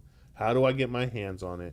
How do I grow that? Yeah. Race to the bottom fucking, and like, you know, undercut my neighbors. Yeah. And then by the time everybody's got it, there's a new thing. We go to that. And that sets up this whole, so that alone has always set up this scenario for like us now to look back and be like, where's this cut? Why don't we have this? Yeah. Because we all shit on it at one point. Yeah. And fucking like, you know what? Yeah. Like that, we don't want this as much anymore. Like fucking damn, dude. And like, and the masses do that. And then you come back around and you're like, oh, and that's kind of like how it is now. Like if there was a special strain, it kind of sucks because not everybody's going to promote it as that strain. They're going to be like, this is my version. This is this. They're going to rename it. It's going to be fucking 80 million different fucking things. Yep. Because because everybody's out for themselves. It's not a communal thing to promote a strain that everybody can love and get behind, right? Yeah. Everybody's so out like, this is my shit. This is my shit. I got to rename it. I got to brand it. When there wasn't as much of that going on, it was cool. You could get behind something. Something could have its time to shine and be like, wow, this is amazing, right? But now it's like, this quiet behind the under thing, like, oh, is the Sherbanger fucking fire? No, like, let me call it this, and then this is mine, and let me come and like maybe that'll be my wave, and fuck these motherfuckers who bred it, and fucking, you know what I mean? And, like, and it's like, you know what I'm saying? So it's like, it's harder to like be like this weed could be this weed, could be this weed, but if you didn't try this and this, and you didn't know, this person's not going to know that weed is that weed, and then you're not going to be able to come together and be like, that weed's fire, because you're going to be talking about fucking tricks, and he's going to be talking about fucking fucking OG, or like, you know what I'm saying? Just like, it's like that Spider-Man meme where they all point at each other. Right, you know what I'm saying? Yeah, I was that meme. I got it. I was never made that meme because of me, bro. I'm sure. Yo, matter of fact, that was probably the first time that meme surfaced, bro. It was 100%. I remember that shit, yeah. Yeah. Yep. Well, let me tell you this, my friend. That strain is still wowing people. I have a New Year's Eve story that just passed. I'm out with my wife and my daughter for New Year's Eve. My daughter just turned 21.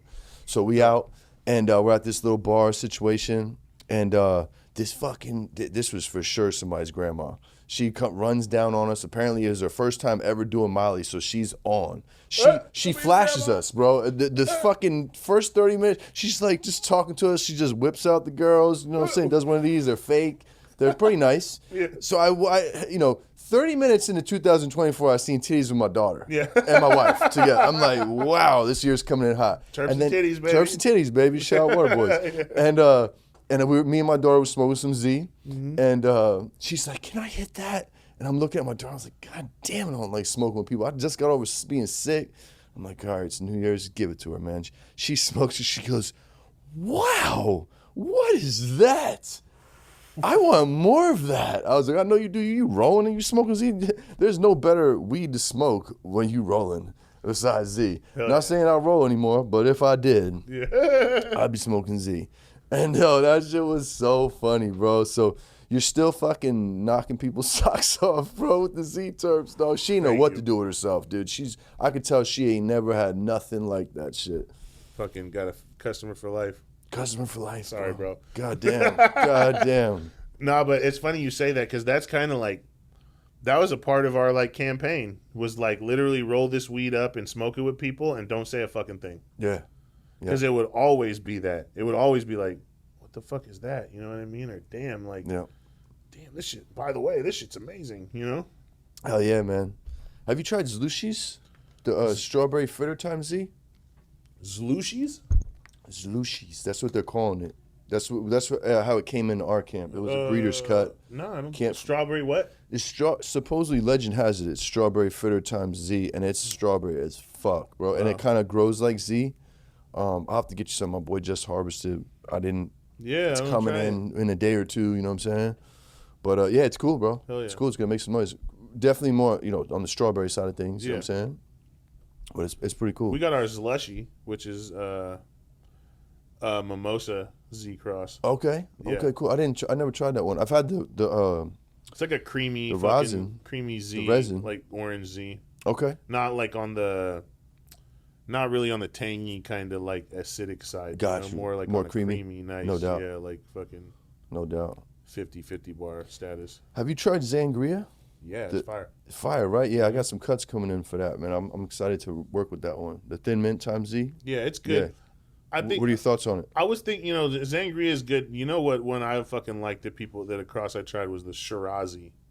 Oh, the Shirazi. I haven't tried that That's one, just man. fucking fire. I was impressed. And then, And what was that supposed to be? That was Z times. No. Okay, for sure. I remember what the camp that bag. came out. I remember the bag person was cool. that gave it to me. Bag was cool. Yeah. Yeah, that was definitely cool. So I was actually gonna ask you, what is your favorite Z cross? Is it Shirazi? No, my favorite Z cross is Z3. Z3. Okay, Yeah. cool. And what To is be that? honest, like whatever, but like it's Hindu Kush cross Skittles BX3. Okay, got you. And we've just I wouldn't say like all of it. Every pheno that we've seen out of it is my favorite, but there's one that went around that somebody selected out of Humboldt, and fucking it went around for a good amount. And it's just like the perfect mix of like some good fucking hashy gas and like sweet Z terpy, Nice. Hell like yeah. gas. Like if for a while, like me and my boy fucking from Rose Gardens were like, if people fucking really like, and this is during a time where there just wasn't a lot of good OG at the time, right? Yeah. Like, if people really wanted to smoke good OG, they should just smoke this. Nice, Like this bro. fucking Z3 is like hit for yeah. OG smokers because it's like there's that little sweetness on it, but it's so Yeah. gassy and it has that Z in it. It's just like that was like my favorite smoke. I was Damn, smoking that bro. more than Z for like a good year. You know what I mean? Oh man. Yeah. So did I try that one? Because I remember you. It was, Yeah. this is Oh a different- yeah. Because you got some. Yeah, I from- got. Was that the same cut? You talking got about? that. You I got did. that from me, right? Yeah. You sure fucking Okay, did. yeah, that was nice. shit That was special, nice, bro. You told me, as a matter of fact, you liked that shit. Yeah, I did, bro. Yeah. Yeah, that was nice. That was real nice. I got the Z, the Z3, and I think a OZ3. So I don't fucking know. It's three different joints. OZ3. Yeah. OZ3, yeah. Uh-huh. Yep. Got a little 3-piece. Hell yeah, man. So let's talk about the these pods, man. These Zeus pods, bro, and the what other SKUs you guys got coming out? Well, we've had the Zeus pod out for a minute. I love those. It's fucking, they rip like a motherfucker. Yeah, we did some R&D with the company in the beginning, so they gave us a nice little runway with it of exclusivity. And we did our thing with the hardware and like curating the terps that go into it really well, and we've kind of positioned ourselves with it to be like the connoisseurs like vape pod, I think like guys like myself and Tone we weren't really into pods that much, you know, for like historically, like throughout like our whole smoking career, and this is something that we fuck with every day. You know what I mean? Like it's in my pocket right now. It's great in the fucking car. Like if you're not like phenomenal. If you're not like a guy that just says fucking two middle fingers to the world and just rolls down and smokes, or I mean, like keep it real. Like I dab in my car sometimes, and I selectively smoke joints in my car depending on what's going on and what the day of the next fucking couple days are gonna be like. But like it's really easy to like travel with. It hits great. I just everybody who tries it really like is really impressed with it. And is like, this is like what I want to fuck with. Hell yeah, man. There's a lot of and we're the only people putting it out. We put a lot of work behind it. We put a lot of pride into it.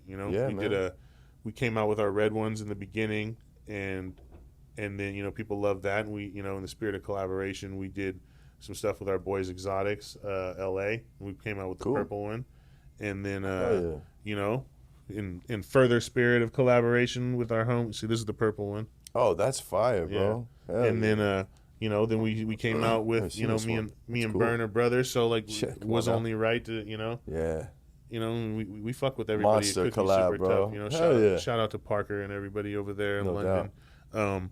But you know, it was only right to, you know, That was a big connect one. with Cookies and do that too. That was a really cool People collab. went buck wild fucking crazy for that, and you know, we were able to source some of their flavors from their farms. You know, so we got the Bernie Hanna butter. How's that one taste? It's good. It's bomb. Yeah. Hell yeah. I love the flower of that. Apples and bananas. We've been kind of like Nice, doing dude. different flavors with them. You Hell know, I yeah. think we started with like Bernie Hanna butter, Mexican flan, and London pound cake.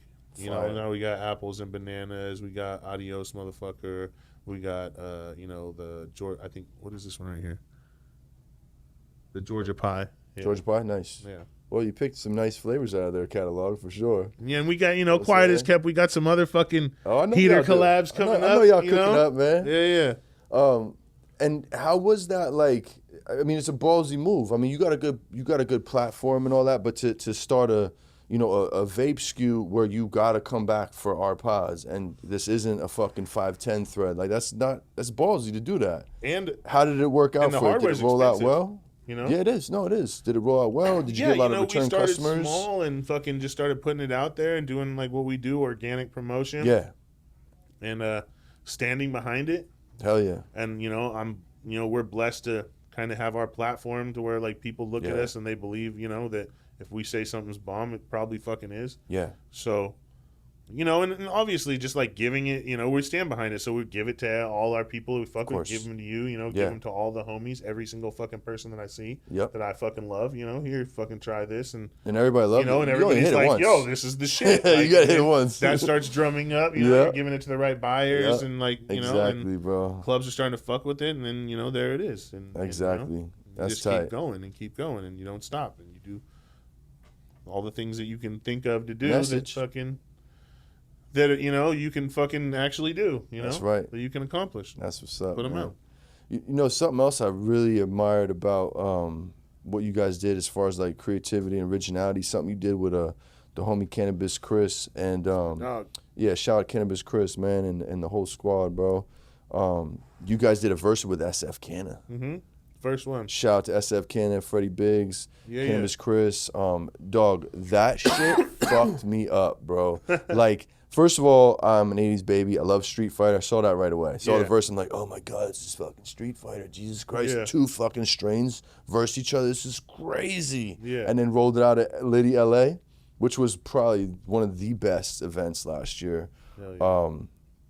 God damn, dog. That was fucking cool, man. Like, were you guys just fucking smoking one day? Like, yo, we're gonna do a versus battle. Where'd that come from? Chris came with the idea. And he was like, yo, like, we got to do these versus bags. It's like a bag, you know what I mean? And he explained, like, how, you know, he rolled it out. He's like, yo, you want to do it with me? I was like, duh, like, what the fuck? Yeah. Why wouldn't I? Hell So yeah. fucking, you know, we rolled the bag out and we did some promo for it and fucking put it out.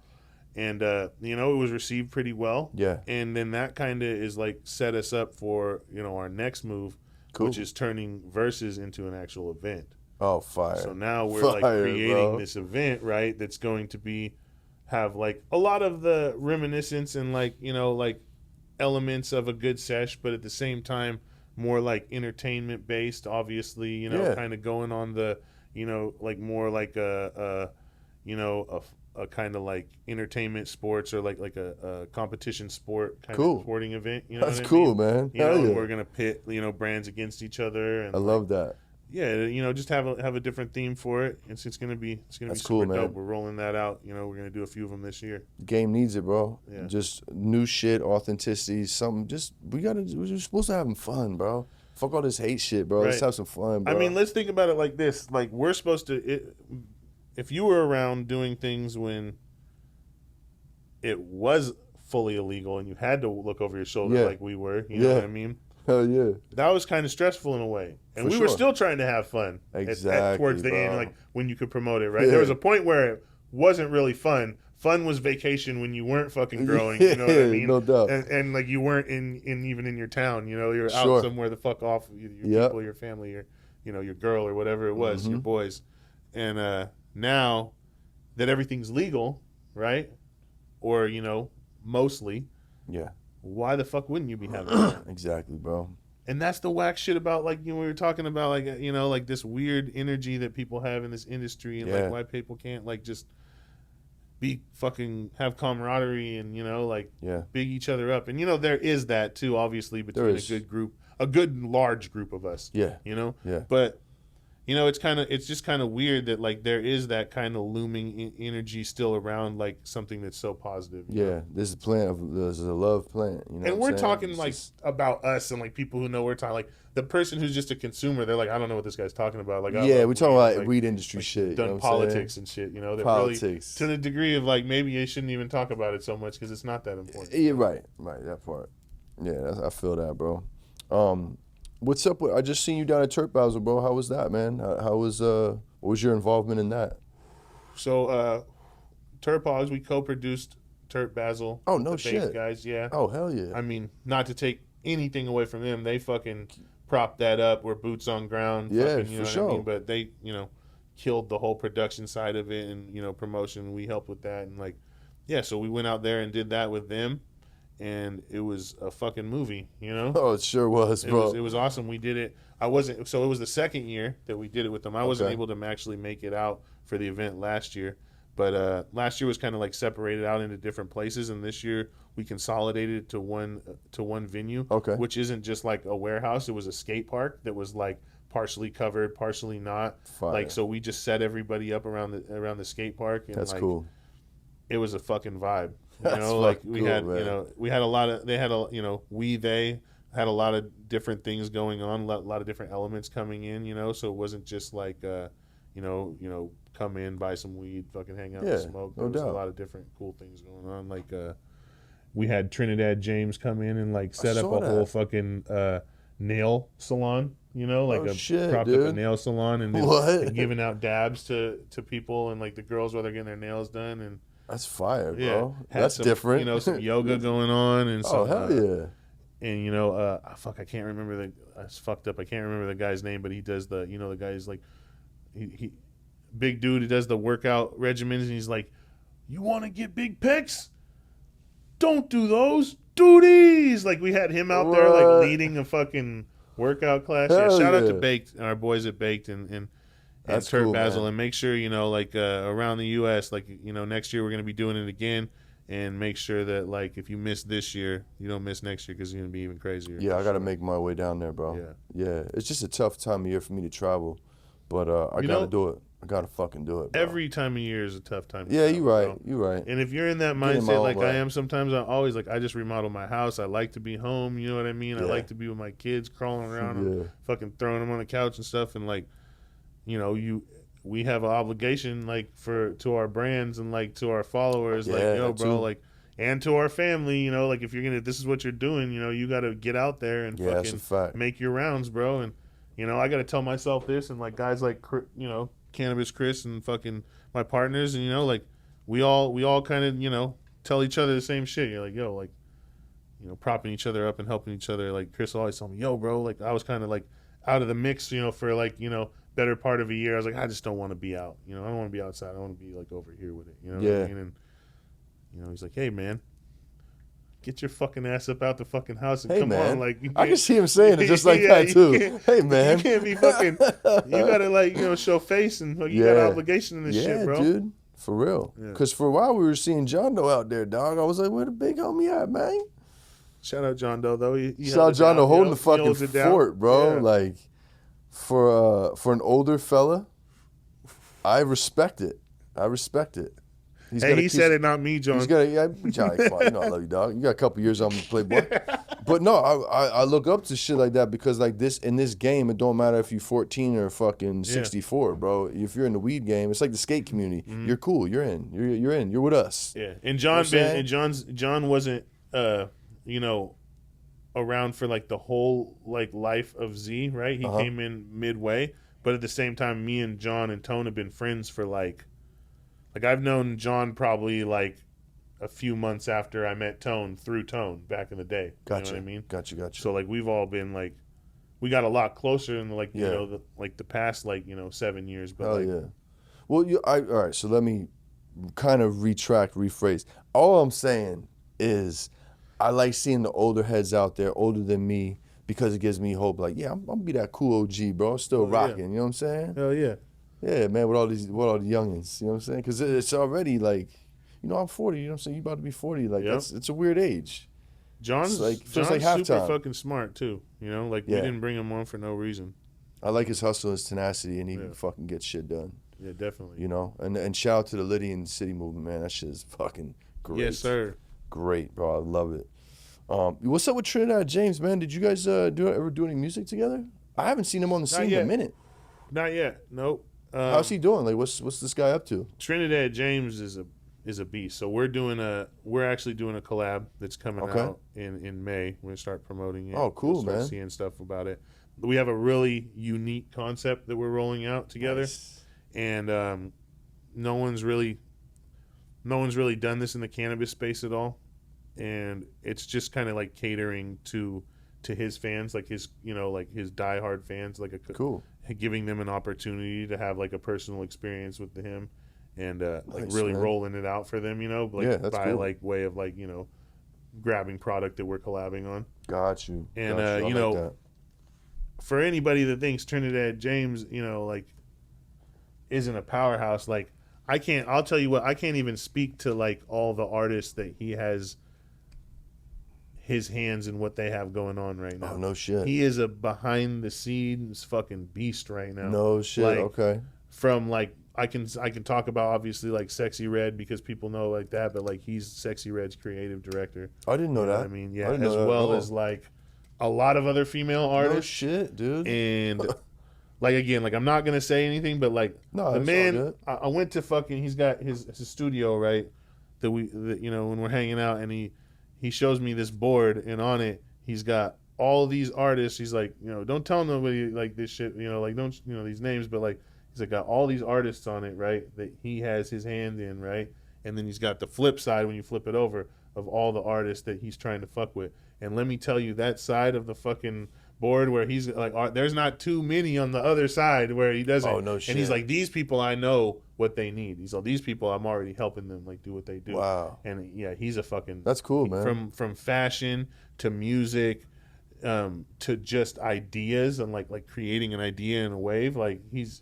a genius. Oh, that's you know? cool, man. Yeah, I didn't know too definitely. much about him. And he's like, man, so me and Trinidad have known each other for years, right? Is that like, right? Yeah, like just like fucking through, you know, like meeting through weed and music, you know, at Sure. events and stuff like that. And then like I brought him out to Chalice the last year that like you know, he was out there and, you know, got him and we all hung out and like rode around on the golf course. And, like, Tight. me, him, and Cosmo and fucking Hell yeah, and Pelly, bro. Champelli, Oh, and what fucking a fucking crew. Yeah. Oh shit. and my boy Bella, who is his right hand man, Trinidad's right hand man for cannabis and, you know, the stuff he does for Okay. his weed endeavors, and then, you know, and then Trinidad like kind of like, you know, we chopped it up. We kept up a little bit. We kind of not fell apart, but we just didn't keep up for like a couple of years, you know. And I guess he like kind of like got a little disenfranchised with like the cannabis scene and like, you know, like we all do sometimes, but we can't No doubt. leave it. You know what I mean? No He's doubt. got a million other things he can just No bounce doubt, off of to. course. So, you know, and we kind of like, he actually just came to Liddy in the city randomly, and I seen him. I was like, "What up, dog?" And like we chopped it up again, Oh, and shit, man. we reconnected. And he's like, you know, Z's my favorite fucking weed. Like I you know, I don't, you know, like I don't get in the same creative space as I do like off other weeds. That would fuck my Z vibe is up. a fucking good creator. And you know, and then since then he started dabbing, right? So he's Nice. super like into concentrates now. Fuck. And he's like You got got this Z-terps? alter ego like Roz and Randy. Rosin Randy. Yeah, so let's fucking, go. you know, we're you know. I like he's- him more now. His nickname's Rosin Randy. That's Yeah. fucking great. And you know, like, you got to look at like artists as like, okay, I wouldn't say like he's not been like on the music scene, like even like with his own artistry, because you just got to go and look at his catalog too at one point, like be like, okay, maybe you weren't like really that on Trinidad James because you just like, You heard the one you single. heard the couple songs that he was popular for, Yeah. and those were so mega ultra fucking Yeah. big, right? Chart Yeah. toppers. Oh, yeah. That like you're like, oh, like how, you know, the amazing music that he did after that just wasn't as propped up, right? Sure. Or it might like for me, bro, like I don't know about you, but like this hit single is never my favorite song on that No, album. hell no. You know what I mean? No. So like Very rarely. like I pretty much have hated like every French Montana single that's ever come out. But I've been listening to French Montana since before he was anybody. Since Coke Boys. Yeah, exactly. Since Cocaine bro. City. Yeah, 100%. Yes. Yeah. Playing in the wind, bro. Come on, the illest song he probably ever did. Yeah, so Come like on now. you know, but like you know, twerk, whatever those fucking songs. I don't even remember. I It was, can't you know, fuck I with hate it, those bro. songs. So like saying that to say this is like if you go listen to Trinidad James's catalog and some of the shit that he's like commenting on is same shit. It's fucking fire. Like his shit's fire. You know what I mean? He's got some shit. Yeah, you know, and it hasn't really stopped. You know, he's still creating and like that's cool. I think at any point if he wanted to like step back and be the face in that he could be, but he's doing so much other shit. Yeah. And for other people, and that's his whole movement right now. Is literally empowering other people, right? Like his whole 5, 6, 7 agency shit that he's doing is like that might be more fulfilling to him at this season of his life. You feel me? Like that's a beautiful thing. Me in just because we're doing the same shit, like trying to throw each other into positions for shit. Like even when in Miami, like he had a whole brunch, like just literally like connecting different like tastemakers of different industries, just so they could like see what we could like figure out. Oh, that's together. cool, man. He's a big dot connector. It sounds like 100%. Yeah, and he does a lot of selfless plugs for his friends. Fuck it's yeah, a good helps dude. his community out and all that shit too. Man. You know? A lot fuck with that, bro, for sure. What do you guys got coming up, man? What's the next 5, 10 years look like for the Terphogz, man? Any major moves going on, or what you got, fella? Well, yeah, I mean, we're not going to stop what we're doing, right? I mean, obviously, like global takeover is kind of like, you know, like in a positive note is really the theme, right? Yeah, bro. We're out of this lawsuit. We're own our fucking all our branding dead to rights. Like we know, what exactly like we're doing with that, and no one can take anything from us. Cool. And yeah, it's just kind of moving forward and like aligning with the right cultivation partners, the right partners in different territories. Yeah. And just kind of trying to be everywhere that we can be with our genetics. Yeah. And, we're still like moving forward and now, it's cool that everywhere kind of in the world is starting to, look at cannabis in a positive light.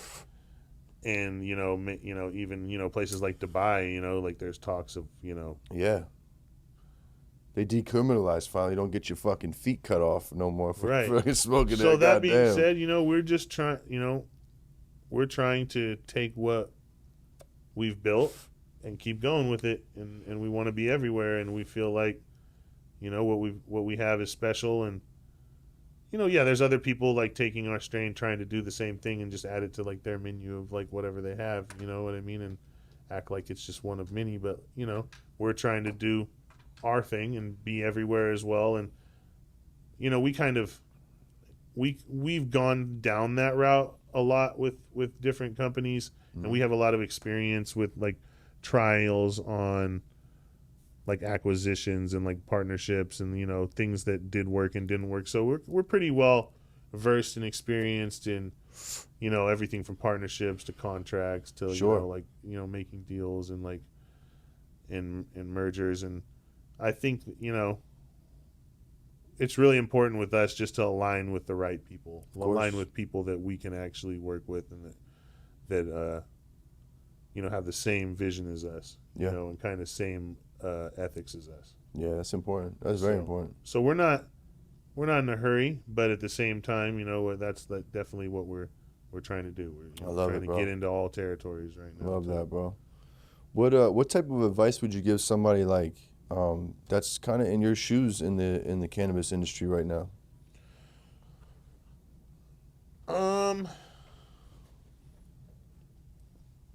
Maybe on your level or approaching your level. What's up, guys? Just want to take a quick second to shout out my sponsors over at Grove Bags. Listen, Grove Bags are hands down the best way to store your cannabis. Forget jars, forget mylars. Nobody does it like Grove Bags. Listen, it's a 6-layer, non-static bag. State-of-the-art technology. It's gonna keep your weed fresher for longer. It keeps your cannabis between 58 and 62% humidity at all times, the optimal humidity to store cannabis. It's gonna increase your shelf life, help prevent mold, weight reduction. Hands down, it's the best product out there. We don't use anything but grow bags at Good Pizza. And especially if your product is in stores, we all know there's some shelf life issues at the stores. This is gonna keep your product lasting longer on those shelves. So when your customer goes to try it, it's gonna be fresh cannabis. Listen, if you wanna store your cannabis the proper way, use Grove bags. Use promo code PIZZA with 3 Z's. That's PIZZZA. Tell them Good Pizza sent you. So let me ask you this. What kind of advice would you give somebody that's in your position in the cannabis industry right now, or maybe creeping up on, or maybe like the come up, like well on his way to where you at right now? What type of advice would you give? It's kind of like a loaded question almost, because like, not a loaded question, but the answer is kind of all over the place, I feel like, because the person that's going to come up right now in the industry it's not the same as like what we did, or like what we had to do, or the role that you had to play, or like right now you can come into the industry and just look at everything just like a business, right? And I'm not saying that's wrong. So like, if you're asking me what advice I would give you, it might not be to come up like I did and have love for the plant, and from that love you create strains and you grow weed and you go off into the mountains and live off the fucking grid and do all this other fucking crazy shit that like brought you to this point. No right? doubt. But I guess my advice, and that's not the question you asked me, but like my advice would probably be like, look at it as right now, to do all that, at the end of the day, like our margins were better too, right? Oh, yeah. If you're looking at the legal cannabis industry right now, we're not talking about the trap. We're not talking about anything like that. We're talking about nationwide. Like the margins aren't anywhere as near as great as what they were. And like, obviously that's a big reason. Whatever, I'm not going to say that. But fucking everybody knows what the fuck I was about to say that knows.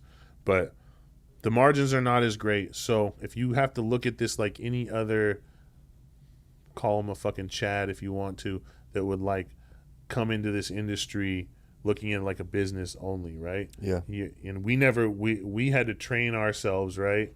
To kind of, if we don't look at it like that, to at least have that mindset on certain things, or to like be aware of that and also look at things like that. Because if you just look at it as a business, like these are the goods, this is the marketing, you know what I mean? This is loss, this is like this, you know what I mean? That's kind of how you have to operate these days, and it's not how it always was. So I would say coming into this, realize that, especially if you do have a passion for this, either go about it, and follow your passion and be a steward of the plant, and in your truth, like you said, that will make you into the person that you're supposed to be in this space, and you have to trust that, and then people will see the work. So like, have quality and focus on quality of your product and bringing out something that you stand behind, and not just like, either that, or look at it strictly as a business, operate only like due to your, like, impertinence to your margins, and create a fucking amazing team around it, and figure out how you operate in the fucking black with like paying for all these things that you have to pay for, the goods, the packaging, the marketing, your team, their time, and look at it as strictly as a business, and how that you're going to create your angle, like what personally that people don't know, or what you like, and still kind of putting that out there, without having to do all the actual tangible things that like we had to do, So one or the other. That's my advice. That's a good answer, bro. I like that. I appreciate that, man. I think I try to do a blend of both. You know what I'm saying? Young one, you have a road. It splits. Yeah. Which one are you going to fucking go down? Young Shogun. Word, bro. So, if you could, what do you know that the industry should know, or what you calling bullshit on out in the industry that people should know? What's going on these days?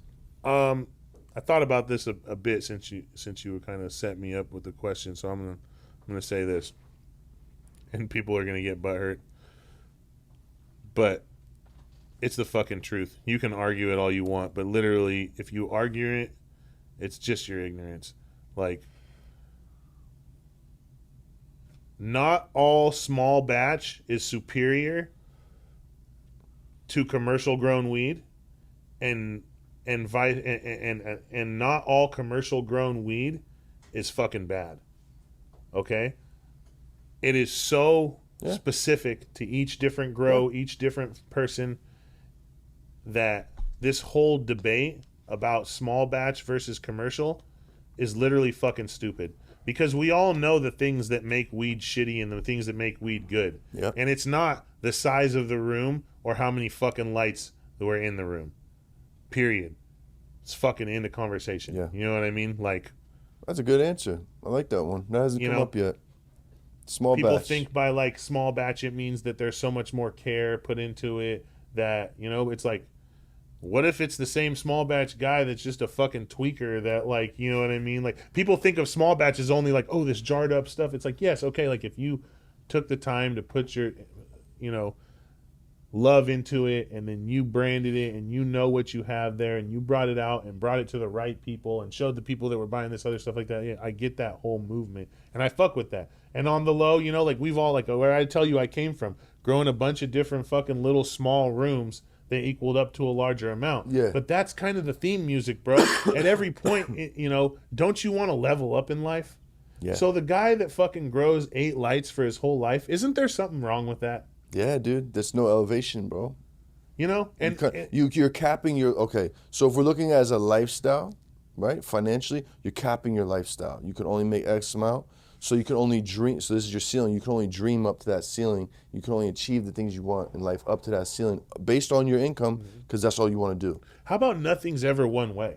That too. Like, how about like it was me with fucking 36 lights that were all spread out before, a bunch of small ones. So every one of those is small batch, but I still got 36 lights, right? Yeah. Is 36 lights a fucking small batch? Some would say. Most would say no. No. Yeah. So common theme is like 20 under. So you're Some saying say that 10 same and under? small batch, but that same small batch guy, right? If he goes and someone goes and puts him in a 100 lighter, he is not fucking capable of growing that 100 lighter. Not the first time. Yeah. It's not going to be like how his small batch was, right? You got to grow into it. But Yeah. you don't think that guy if he applies that same fucking passion, his same technique, whatever, if it's fucking cost effective or not, you don't think that eventually he could get a 100 lighter dialed in? Yeah. Or Of course. 50 lights in a room, 2 rooms? Yeah. Like, come on, bro. Like, that's like, people like spend their time too much arguing dumb shit in life, Yeah. Yeah. Like, we all like to smoke small batch. If you feel like weed is fucking cool. worth, we all like to smoke good weed, period. Period, yeah. If you didn't say this is small batch or commercial grown and you put it next to each other and it's good weed and you're like, this is good, like, people could nitpick fine. You could actually leave that out of the conversation. Yeah. If it's just fire ass weed. Yeah, bro. Like, You know at the end of the day, if you feel like you want to pay fucking $800 for that ounce and it's worth it, then pay it, right? Yeah. Run it. But rest assured that you don't, unless you know everything about the person that's selling it to you, right? Someone could be telling you that some shit is small batch and give you just some amazing weed that could have been grown in a fucking 50 lighter, or in whatever lighter is above what your thought process is a small fucking batch, Right. Like, stop it, 5. Stop it, 5. First time that was ever said on my show. I like it. Oh man, that's a good one, bro. What would you say your quality check boxes are for quality cannabis, bro? What do you look for? Flavor. And then, burn is like smoothness, like, I mean, I guess, like, I've judged a lot of weed, so, and and in a lot of, like, pertinent fucking competitions. Hell yeah. I used to judge Emerald Cup. I've judged a shit ton of fucking competitions. Sure. Name one, I probably judged it. But I'm not gonna say, like, okay, so, like, white ash isn't, like, as important as people say it is, but, like, I know that black ash is important. Yeah. You know what I mean? Important, yeah. Like, Not if to you're smoke. fucking, who wants to smoke something that's just fucking black as fuck? Like, Yeah. like, that's never a good thing, right? Yeah. Like, I don't think Doesn't you can even look argue right. that, Yeah, right? yeah. So, like, if your ash isn't bone white, and we all know that, you know, as cultivators, there's certain things that you can do to achieve that don't necessarily mean your weed was grown with whatever the products are that person's mindset is thinking about it, that needs to be like, people like be like, oh, like white ash means it's organic and it's clean and shit. Like, no, not necessarily. That white ash weed could be grown with salts. And then you're sitting there saying that salts are bad, right? But you like white ash weed and you're smoking it and you think it's one you know what I'm saying? Yeah. People's ignorance fucking runs rampant in this whole behind weed, you know? Yeah. So like I think that fact, bro.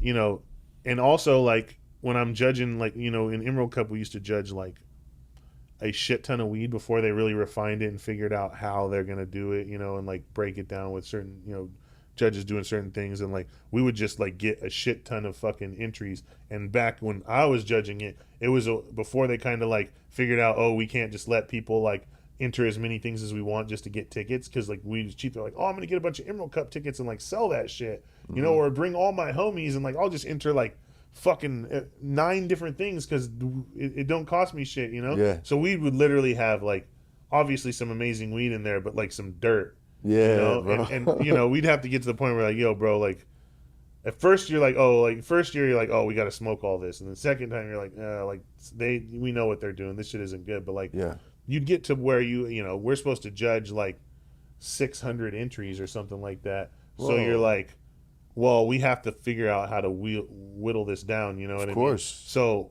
obviously, saying all that to say that like if something doesn't smell amazing, 90% chance it probably doesn't taste amazing. Yeah. You know what I mean? So like, I want my weed to smell really good. I want it to smell like it tastes. I should say I want it to taste like it smells. Yep. Or like that overtones with some like other shit that I didn't get out of the smell that's amazing in the taste, you know? Yep. And that's really the most important thing to me.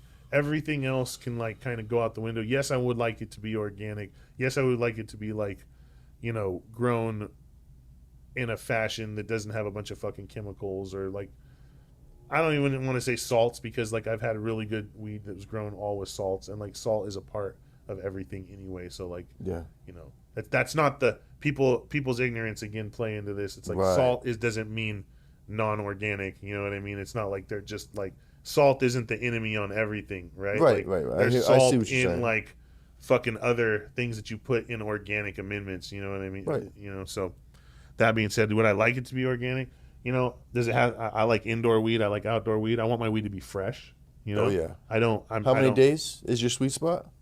I don't necessarily have a sweet spot. I mean, like for our weed, or for like just like what I like for your weed, bro. Like, what's the deadline when you're not trying to smoke it? After a couple weeks, 1 month? Oh, you mean like after it's been in the bag? Yeah, or a jar or whatever. I just don't want it to be old. Like I would say, you know, a lot of weed is getting kind of dated after a month. You know what I mean? But at the same time, if you're like us and you smoke out the pound, you're like, I'm smoking this pound, right? You're probably gonna like go a little past a month. You know what I mean? Yeah. But you know, we give people weed, and of course, like we're not usually smoking that whole bag, no doubt. But I just don't want it to be like how, you know, when it gets that taste. And again, it goes back to flavor. You know what I mean? Why I want my weed fresh is because I want it to be as flavorful as possible. Yeah. You know? That's the biggest reason. And, you know, like I don't want it to bust up to dust and fucking, of course. Like be that's hard old, and shit like that, you know? Yeah, just terps are forever depleting. Right. You know what I'm saying? Right. Exactly. As soon as, you know, that's why, you know, growing outdoor historically, like a lot of, you know, we would get up a bunch of fucking packs early on, right, that we would sell. And then when we knew the dry, you know, the dry season was kind of hitting around December and shit like that, you would take everything you have, buck it down, untrimmed, and, you know, save it and store it up the best way you could, right? Well, totes is like, to be honest, totes is like a new wave thing. Okay, you know, like because those yellow top, orange, or black bottom totes weren't even around like when I was like a youngster. Like, pickle barrels, dog. Pickle barrels, no, you know, and you'd have to go get the pickle barrels. Some places have them pre-cleaned, and you charge a little more. Most places that have like all the nasty shit at the bottom still. So you go back, fucking bleach them all out, Oh scrub my them with the God, scrub dude. brushes, fucking turn them upside down, rinse them out, do it again. Yeah. You know what I mean? Get Yeah. some green clean in there, fucking. Wow. And eventually, you know, you do this before harvest, obviously, so course. you'd have, but you know, like fucking, you don't know exactly what you're going to do. So sometimes you'd be running to fucking, Fill a lot of you know, those. your local hardware store, like grow store, whoever had them, like the pickle barrels, and that's what Yeah. you're doing. And, you know, you put them in the fucking woods. You either bury them or you put them in your sheds in the woods where Yep. it's cool and shaded, or like, or, you know, like whatever the fucking various forms of people. I'm sure people could tell me what they did with pickle Yeah. barrels. And I'm like, Yeah. wow. That's fucking You know, cool, man. we'd have someone, we'd bury them in the ground and you just know where they were at. You'd have the lids fucking right above and you'd Yep. open the fucking lid, spin it off and fucking grab your packs out the ground. Yep. You'd have it, you know, in fucking a shed in the fucking woods up under the trees, you know what I mean? Fucking at your house, I don't fucking know what you would do, you know what I mean? no But doubt. like, That's you know, interesting, bro. That's interesting to know pull that it out tech. later on and trim it up and fucking That was sell before it. my time, bro. And you can't, you know, that you'd keep it untrimmed, like to go back to what we were talking about. You keep all that weed untrimmed Yeah. because that was the best way to store it. Yeah. So it was like, you know, you're not gonna fucking. Well, as soon as weed, you know, when it's done, as soon as it's chopped, right? Yes, it's dying. It's losing its life, right? Mm-hmm. But as soon as it's trimmed and put into a turkey bag, is when it really is fucking like Yeah. actually oxidizing, Oh, and yeah. losing everything. Absolutely. You can keep weed pretty fucking nice, untrimmed, On the buck stem, down yeah. in the right environment. Yeah, Absolutely. You know? I've seen it. Then you got the early depths for next season, you know what I'm saying? Right, and but even before even before depths became a phenomenon, you know what I mean? Right, There was a fuck, time even in my before that, growing yeah. career, right, and obviously my OGs like Tony and shit. Like there was a time in my growing career where depths it wasn't even a thing. Right. That's It was yeah. one season, and then indoor. Like Yeah. indoor was before depths. No and I'm doubt. not, and like as a like a thing that everybody did, right? Like I'm Sure, sure there was sure. some people doing it. You know, like Yeah. I heard like the Mungs doing it in Fresno and shit like that. They call Pulling it black, tarps? they call it black box. Okay. And they would just like do like a little like and this is when I was young and I still didn't understand it, right? Because like this is even before, you know, like I really like really like grew like that. So I'm like black box. And I didn't understand the whole like someone had to explain to me the Controlling light, the light. deprivation, like Yeah. why you would do that. Yeah. You know what I mean? I'm like, oh, okay. Once you now learn, you're I like, get it. oh, shit, And that's to fucking- train it too. So they would like create these little like frameworks, you know, that would like go along in their backyards down there, and then they literally like it'd be like either like two like wooden walls, and they'd have wire, you know what I mean, like going above it, and they just train the weed all the way down in a line, you know, or they'd have like fucking literally they just build like boxes with fucking 2x4s and shit like that, and like they would just fucking like have the, you know, like just train the weed like right up under it, however their style was, you know, or like have netting, you know, Okay. and then or like corrugated plastic, and just be like fucking so that it would never grow up. It would always just grow along the ground, you know. Yeah. My mom grows like that. Yeah. Yeah, in her bed. She likes to grow them. She grows them along the ground and then up. But that weed, Yeah. you But she only you grew like, a couple plants. you know, some people who are smart would lay like, see, they did it like, I don't know what the connection is, but like, you know, like some monks down there were like growing like, or in the Central Valley be like strawberry farmers, so like Yeah. they'd have, some of them have the plastic, so you'd like keep your weed out of the dirt, but some of them would just be like in the dirt, so you'd be like it'd be like, you know, like early girl, like kind of like Mexican weed, you know, like that you would get, like, but it'd be like dirt in there and shit like that, you know what I mean? Because the only reason I like ever started learning about that was because I would see these packs eventually, like, what the fuck is this weed? Like, you know, when you're like looking for like weed when there's not a lot around, you're like, oh, well, this is from Fresno. And like, fucking, what? Interesting. Fresno? How the fuck did it come up here? Like, Yeah, right. They grow it down there in black box. What the fuck is a black box? Black box. But then, Black you know, box fast tech. forward, like, you know, Depths became a crazy phenomenon, and Humboldt was going more crazy than Really? Mendo on Depths. Yeah. That was an interesting time in the game because like Well, Humboldt always had more indoor, right? Okay, Like more big interesting. indoors on generators, like 100 kW, like 100 fucking 200 kW fucking generators, you know, like fucking big 100 lighters all ran on diesel. And like, because they, you know, you get into Humboldt, only southern Humboldt really, and like then like further out east in Humboldt County is there really like good grow areas like for outdoor, Right. you know, like Garberville, Redway, Piercy, like that's like what Humboldt has in their whole like pretty much county, you know. And why then is that? everything Because else of the is indoor. terrain? Just because it gets overcast, it's more Overcast, coastal. gotcha, Like coastal, yeah. it's not for it. Like I'm not saying you can't do it, Yeah. but it's not like you're getting big production crops. So like they would have huge indoors on diesel, and then that's when depths came out. They really were able to like thrive on the depths because they get the early, you know, like it's just always like more monster depths in Humboldt, and then Mendo obviously came in, but Mendo would have way more fucking outdoor. Okay. It would be like just have way more weed in general than Humboldt. Okay. This would just be huge, bigger outdoor crops. Yeah. More people growing in a climate that was, you were able to like get off big nice crops without mold and shit. Yeah. I've heard that mold was an issue. In Mendo, because of the coastal fog and shit. If you're on the coast. But there's way more land. But Soham, inland. I've also heard Soham is like the spot. Soham's the only area where you can get off outdoor though, in depths, right? Like you go to northern Humboldt, people, aren't growing big depths in Eureka. Okay. You know what I mean? Unless they have light assist. If they have light assist, then it's like you. big, 100%. Like my boy's got a spot up in Rio Del, he crushes it, but he ain't really relying on the sun too much anymore. Got it. You know what I mean? That's foggy and overcast most of the time. Yeah. So like to be like, I'm growing hella outdoor, like, yeah, you can grow outdoor, but you're gonna have way more mold problems and you're gonna have less yield, and that's just the theme. Like you're not growing like Mendo crops where you're like fucking Spiral, Bell Springs, Island Mountain, where you're just crushing out huge fucking 12-pound fucking plants, you know what I mean? 400-gallon fucking big boys. Just like smacking it in, fucking few thousand pounds. Like that's Mendo shit. Yeah. Humboldt is, you do that in depths. Is that where I seen you? And that was where I seen you on the Marijuana Mania video, right? Yeah. You guys were growing fucking trees. That was in, northern Mendocino. Like close to the border between like southern Humboldt and Mendo. Yeah, hell yeah. Yeah, big boys. That was when Blue Dream was fucking cracking. Yeah, I heard some on the comment another day that someone said, "Oh, you ain't never had your own garden." I was like, "Oh God!" Yeah, one of those times where you're just like, "Oh, okay, bro."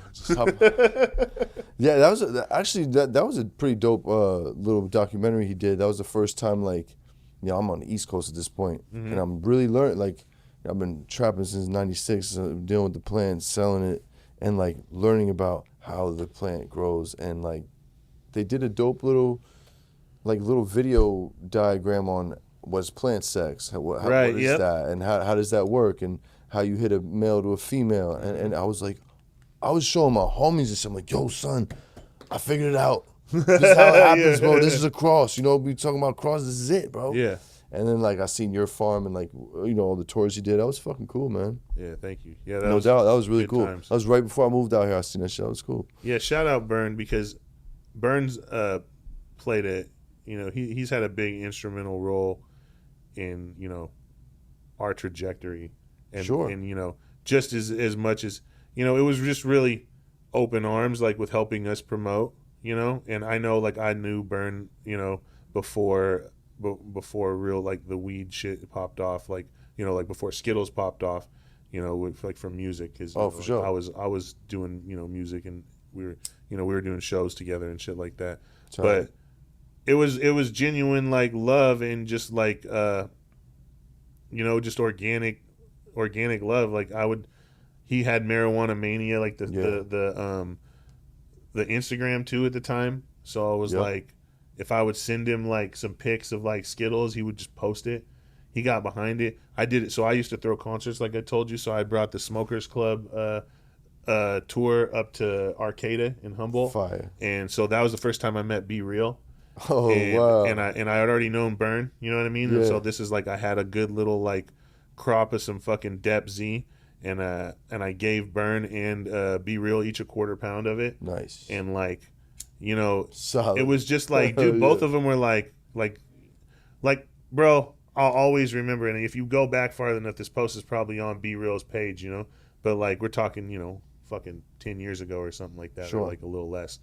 But there's this post he puts up, Zkittlez, that I gave him, right? And it's just a picture of the weed like in his hand or like out the bag or whatever, right? Yeah.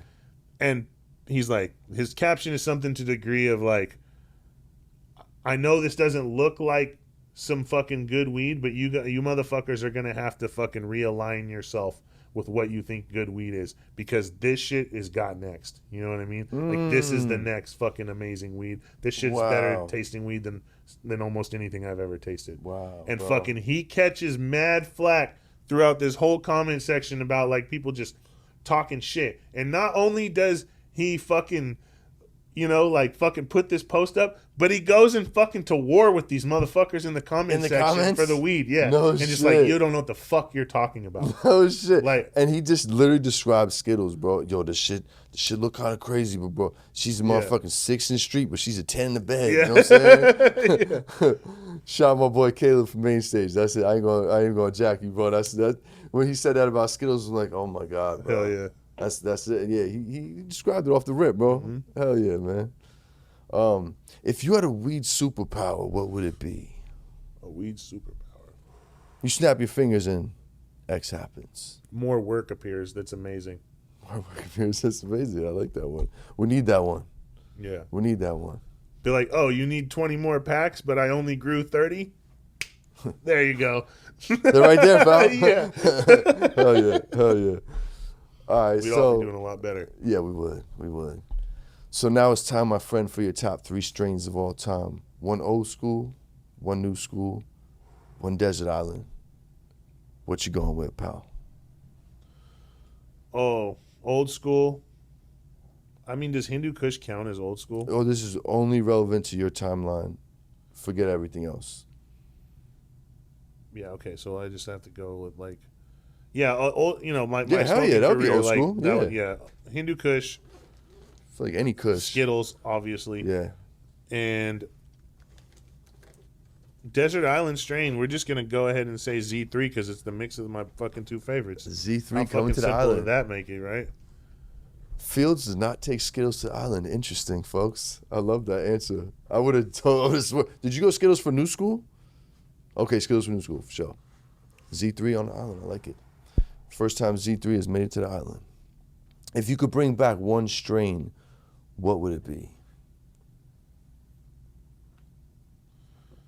Again, I'd say Hindu Kush. Like I keep saying, I've said this on another interview. No, you're too. supposed to, bro. But at the You're same supposed time, I'll do this. I'll say a different strain because I'm gonna go with the guys that like Gene has that shit, so it's brought back. And hopefully, we see it fucking surface soon. The real Hindu. But if I would bring back a strain right now, I would say, and I'm sure people have said this because it's fucking, it was, you know, it's love and nostalgic, and I would say like in the new world of like of weed, like exotics, right? I would say like the beginning of exotics was like Urkel, lavender, grape ape, like, you know, of like people were like, you know, like if you would like what exotic weed is today, right? And then what that weed was, I would say it was one of those 3 strains. And I would honestly probably say, even though people probably argue this with me, lavender was the lightest, like, of purple strain of those 3 strains that you could be like, oh, this was like, you know, granddaddy or whatever in the fucking in the streets of Oakland. You know, like lavender was my favorite and the most tasty. It wasn't the darkest and most colorful, but it had that light purple to it, and it was so fucking shiny. It just had that everything you wanted purple. Like when I say purple weed, I mean like that characteristic granddaddy grape ape lavender. Yeah. Or excuse me, grape ape purple Urkel lavender. Keep wanting to say granddaddy, but granddaddy wasn't really a strain. Fucking Oh, hold up now. Let's talk on that. What is your philosophy on that, sir? well, And what is? Oh, yeah. All right, so if you don't want to go down that road, we won't. But yo, can you tell me a little bit about lavender? I've never had that.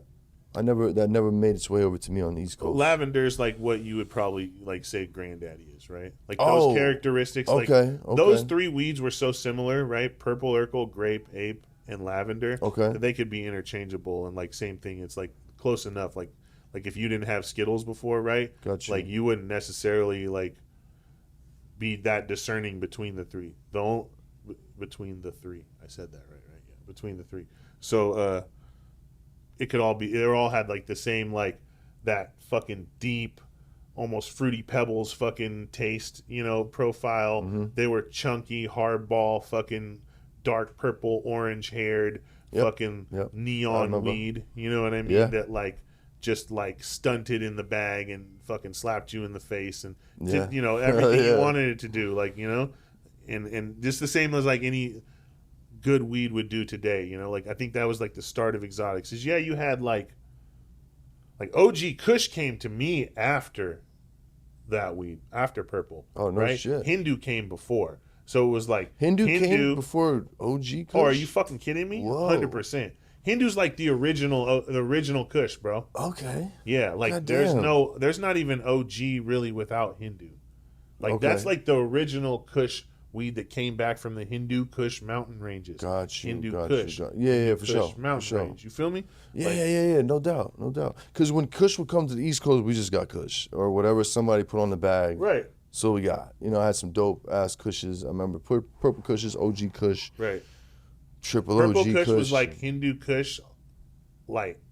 Okay, light, damn. Like at That least shit where was we were gassy. at when we had Purple Kush, right? Yeah. It was like it looked like Hindu, right? It smelled like Hindu, but the taste wasn't as good. I got you. You know what I mean? But it was Gotcha. like it had like purple hues to it. Definitely. It wasn't really like how Urkel and No. Gray It had grew, hues. right? It was green, But lime like green that with weed, hues. you could break it open and it would be purple. But if you Purple grew up the that skirt, weed for sure. outdoor, right? Any of those strains, Urkel, fucking lavender, they didn't usually get as dark. It would be Okay. like green grapes. You know what I mean? Green grapes, got it. And then the Got it. indoor is when you would get like you get your temperature down and you'd be like fucking, you know, just Black bust it that out. bitch open. and be Yeah. like, It was never really straight black. It was hella dark. For, But it'd be for like what it it was at like the time. Halloween colors. Okay. You know? Yeah. Yeah, you know? Orange, black, purple. Yeah. You feel me? Yeah, I And do. green. Yeah, and green, yeah. It was Halloween, bro. Halloween colors. I like Yeah. it. I like it.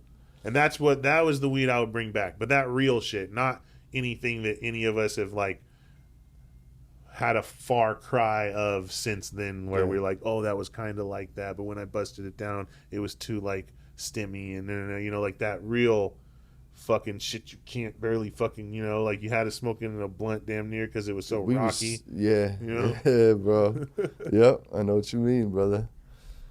Let's switch it to weed etiquette, bro. What's your smoking weed or growing, since you're a grower, pet peeve? What grinds your gears? This one's shout out to my boy Tone. This is some simple shit. I'm sure I could get into some way more deep fucking shit. No, take it We'll wherever keep you it want. light. I hate when motherfuckers take your. It's cool with the glass because you can't do it, right? Mhm. When motherfuckers take your nice rolled joint and do this. Oh, that's Your that's fucking cold, crutch. bro. That's cold. Leave the crutch alone, man. Tone will always do that shit to me, and I'd be like, the recently, fuck? right? I'd be like, bro, will you fucking knock that shit off? Like, I rolled this nice ass joint and fucking, you just smashed me. He's like, well, bro, I keep getting fucking weed in my fucking mouth because I would just do this, right? Yeah. Like, and I wouldn't like. So now I like You take do the another extra layer. piece, right? And I like fold it up and I stick it in there, you know, like Yep. in between the pieces. yep. So now, but he'll be doing it anyway now, and I'll be like, Just hey, to fuck with you. you're not getting weed in your mouth, bro. Knock that shit off, Stop please. You gotta roll glass tips with that fool, bro. Yeah, Hell 100%. yeah. Yeah, so that's why our torpedoes got glass tips because of Tone. Smart.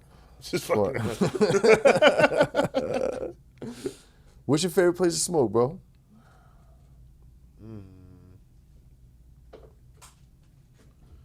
Favorite place to smoke? On a regular, probably just like on my deck. But like fucking, Right. you know, that I have smoked. It's a good spot. Somewhere at the crib. There's a couple. There's a spot that we smoked in Puerto Rico. That was like overlooking this huge valley Nice, up bro. on this tall fucking. Tone and I were there, and we were up on this like huge like tall ass ridge, just overlooking this huge valley, and like the sun was coming down. It was just nuts, and like, you know, just the fuck what was going on at the time. That was probably one of my favorite places I've smoked, as well as like Maui Nice. before it got burnt up, and shit. On the top of this rooftop in fucking Barcelona that like had a 360 view that you could see like La Sagrada, Pargual, like the rest of the city and shit like that. Nice, That's bro. probably I fucks with that. shit I've right smoked there. at two of those places you mentioned. Hell yeah. Yeah, Fuck Puerto yeah. Rico and and Hawaii Ave. Oh, it was on Oahu, but Yeah. same vicinity. Fuck yeah. You know what I mean? Hell yeah. If you could smoke with two people, one that's dead and one that's alive, who would they be? And even if they don't smoke, they gotta smoke with you. Damn, I didn't. That changes some shit. Yeah. Because if they smoked, I was gonna say alive is as achievable as this might be, but like it hasn't happened yet. And I might have said this like before too, but Woody Harrelson, to be honest, Fire. like That's a good one. the first fucking R-rated movie I ever saw, like my parents brought me to in the theater, was White Man Can't Jump, and they didn't realize that it was R-rated. Oh man, you know what I that's a mean? good So one. like I'm like about the time when like him and what was her name? Rosie? Is it Rosie Perez? Rosie Perez, yeah. He's like, wait there, baby. And when I come back, I'm gonna put my mouth where that jar is. My fucking mom looks at me like, what the fuck? And I like didn't know what that meant. You know what I mean? So I was like, all right, whatever. Like, but I laughed at it. Anyway, fucking yeah, you know that like he's one of my like favorite actors. How about him of on all time. Zombieland? I was just about to say Zombieland, Oh, like one of my favorite movies wow. of all times. You know, fucking They fucking murked Bill Murray. What the fuck? yeah. Sorry, spoiler alert. Spoiler alert. Oh, bro, come on! If you haven't seen fucking Yeah. Zombieland You deserve at that. this point, You deserve like that. especially if you're watching this podcast, Yeah, come on now. fucking, you better go watch Get that your weight up. shit. Yeah, dude. And Somebody that's no longer with us. man, Cookie Monster, R.I.P. Oh, hell yeah, Delvin. man. I'd more than anybody like to fucking sit down with him again and smoke. Hell yeah, that's a cool one, man. Yeah. Those are good ones. Now it's time for you to shout out your favorite plug from back in the day, Tone. Or not Tone, Fieldz. Who, you've been bringing up Tone a lot. Yeah. It's my dog. Fucking, who took care of you, man? Who's good to you back in the day, bro? Favorite plug? Oh man, Tone. Oh, it's Tone. Tone. I Tone, answered for that's him. like my OG. You know Hell what yeah. I mean? Like he, like I said, he kind of like created a monster. You know what I mean? But in a good way. Like Hell yeah, man. I wasn't. For me, I grew up without a father. Like entirely. So Sure, like I kind of had like two main people in my life, and not really as I was younger at all. Obviously not at all. But like older, like like. Kind of like as me as a young man, like like that kind of showed me like man shit that like I maybe didn't fucking grasp man needs when I that. was a little bit younger, Yeah, so bro.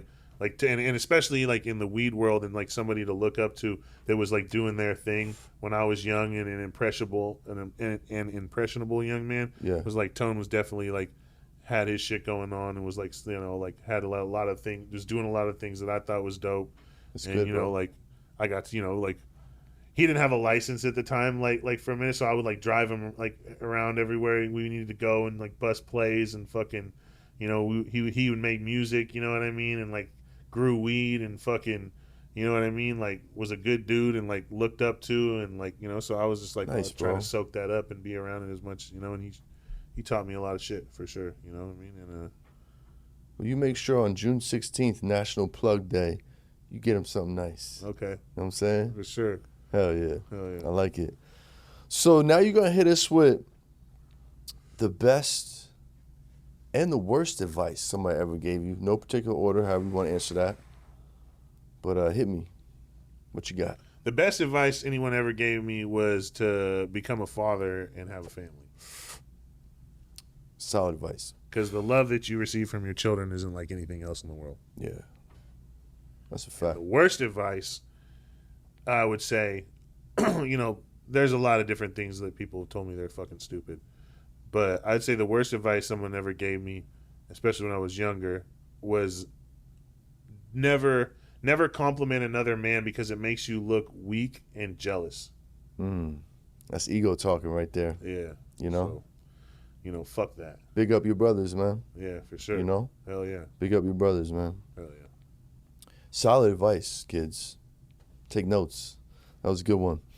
If you could go back to the young you, Fieldz, the day you hopped off the porch, what would you tell you? Save your money. More good advice, folks. Save your money. Did you used to blow money fast back in the day? I think we all catch our Make stride. it fucking. You know what I mean? Yeah, like yeah. we all kind of we have all to went learn. through our thing. You know what I mean? You sit there and you look. Like for me, it's a I think it's not like I blew money, but to a certain degree, when you're doing what you love to do and it's making you a bunch of money, like you kind of reinvest in it, right? Well, when it's something that's not a sure thing every year, and you reinvest heavy, sometimes you take big losses. You know? So like, especially grows, Yeah. When you're like, I got so many grows now, and next year any opportunity that I can take on, I'm going to take some of my profit and I'm going to grow more, and eventually with this idea that like I'll have more than like way more than I ever started with, right? That's the idea of growth, right? Yeah. Sure. So when you have elements like fucking the fact that it's not fully legal and you can get your shit fucking stolen, robbed, fucking taken by the police, have mold problems and shit like that, and you're throwing in, mentionable amounts of money fucking into grows and other people's spots and partnerships and shit like that. Yeah, also risky. Like, it's crazy that, like you can not end up with like what you feel like you should have gotten or like take a loss, and so like I think, overall you hopefully come out ahead.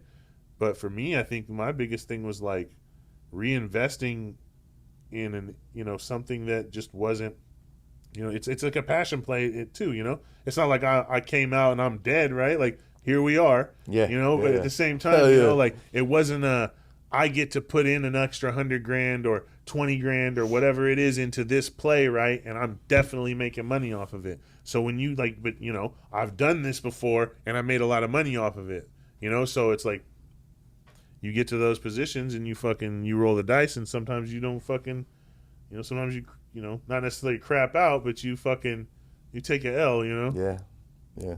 All bosses take losses, bro. That's right. You know what I'm saying? Well, before we get up out of here, my brother, I had a lot of fun with you today, man. This is dope getting this story out, man. I'm gonna hit you with some rapid fire questions. All right. 1-word answers. Okay, try to keep them 1 word. Try this one too. That's the homie Z. That's a torpedo. Torpedo? Oh, nice. Hell yeah.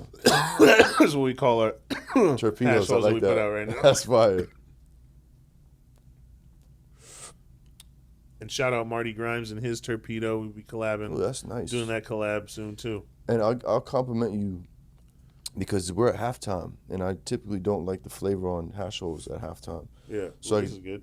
It's good, right? That's Labs. That's Labs Z. Hell yeah. Crush that batch. Oh yeah. Fuck yeah. All right, you ready, sir? Yeah, let's do it. Do you like the smoke in the hot or the cold? Oh, the cold. Joints or blunts? Joints mostly, but both. Bongs or bowls? Joints. Joints. Or Back to blunts. joints. No, that's cool. That's cool. Cold start or hot start? Hot start, but low temp. Hot start, low temp. Somebody just gave me that answer. Hot start. I don't know who the fuck it was. They're like, I hot mean, start, where are low we temp. at I these like days that. if you don't have a Champelli did the same exact answer. If you don't have a dab right or something you have to a that dab right, degree, yeah. right? Like the fuck My are life you- has changed. What are you doing, since bro? I got one, bro? Oh yeah. Shout out to the Water Boys. Good looking, my G. I mean, I'm just Bless saying me, we came from fucking dabbing hot nails and Oh, fucking man. not knowing that terps even existed in Scared dabs me away for a while, to bro. like fucking bro. I used to have shit that I called dab anger. I'd be like, bro, I get so fucking irritated from dabbing and like my throat's sore, but I'm high as fuck, but I don't want to talk to you. Yeah. Let me take a nap, get up, like fuck you. You know what I mean? Like all because we're taking hot ass dabs. Shout and out to shit, whoever bro. discovered low temp dabs, low temps bro. and what temps work. God damn. I went to Bless you. We were doing the Secret Cup, and I was a. Sorry, I know where it. I don't know. You want a No, story? do your thing. No, hit me, bro. Okay, fucking. Hit me, man. We were doing the Secret Cup in Mendo, and I used to be be the event coordinator up there Okay. for that for a couple of years, and it was like I was getting kind of back in it. Like I did like knife hits of fucking honey oil when I was 17. You know what I Yeah, mean? you Of did. like big crap garbage. And Yeah. it turned me off to it so much, right? Because we were making that shit with fucking PVC. I'm 17 Yeah. years old watching Yeah. fucking Tweaker Dan fucking show us how to make this shit called honey oil and like fucking Tweaker Dan. double boiling that shit down, smoking at the same Yeah. time, black, like Ooh. dirty, you know? And then everybody wants to talk about how theirs was better, than the other one. I'm like, yo, listen, after I almost burnt my homie's fucking kitchen down in his trailer with this shit, I'm not fucking with this shit anymore. I fully just didn't pay attention to that shit anymore, like in my old stoner career.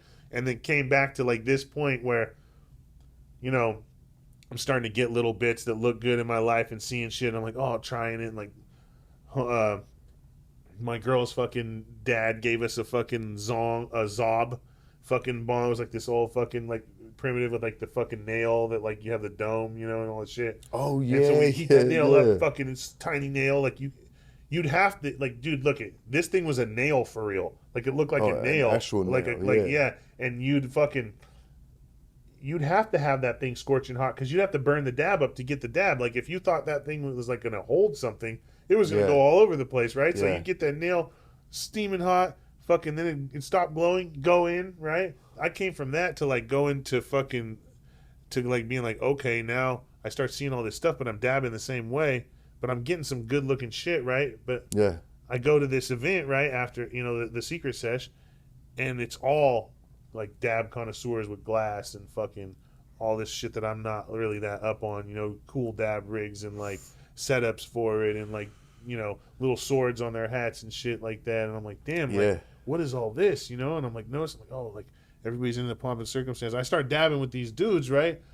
One of them was my boy Pindar from fucking Humble.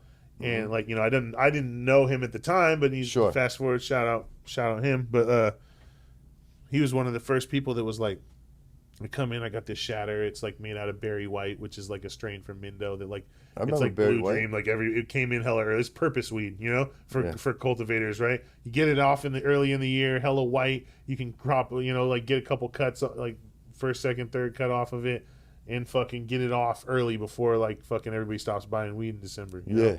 And so it was like, okay, fucking had this Tone made it. You know what I mean? And I was like, damn, like, and I'm getting this shit. I'm like, Tone made his bomb. I give it to a dab of them.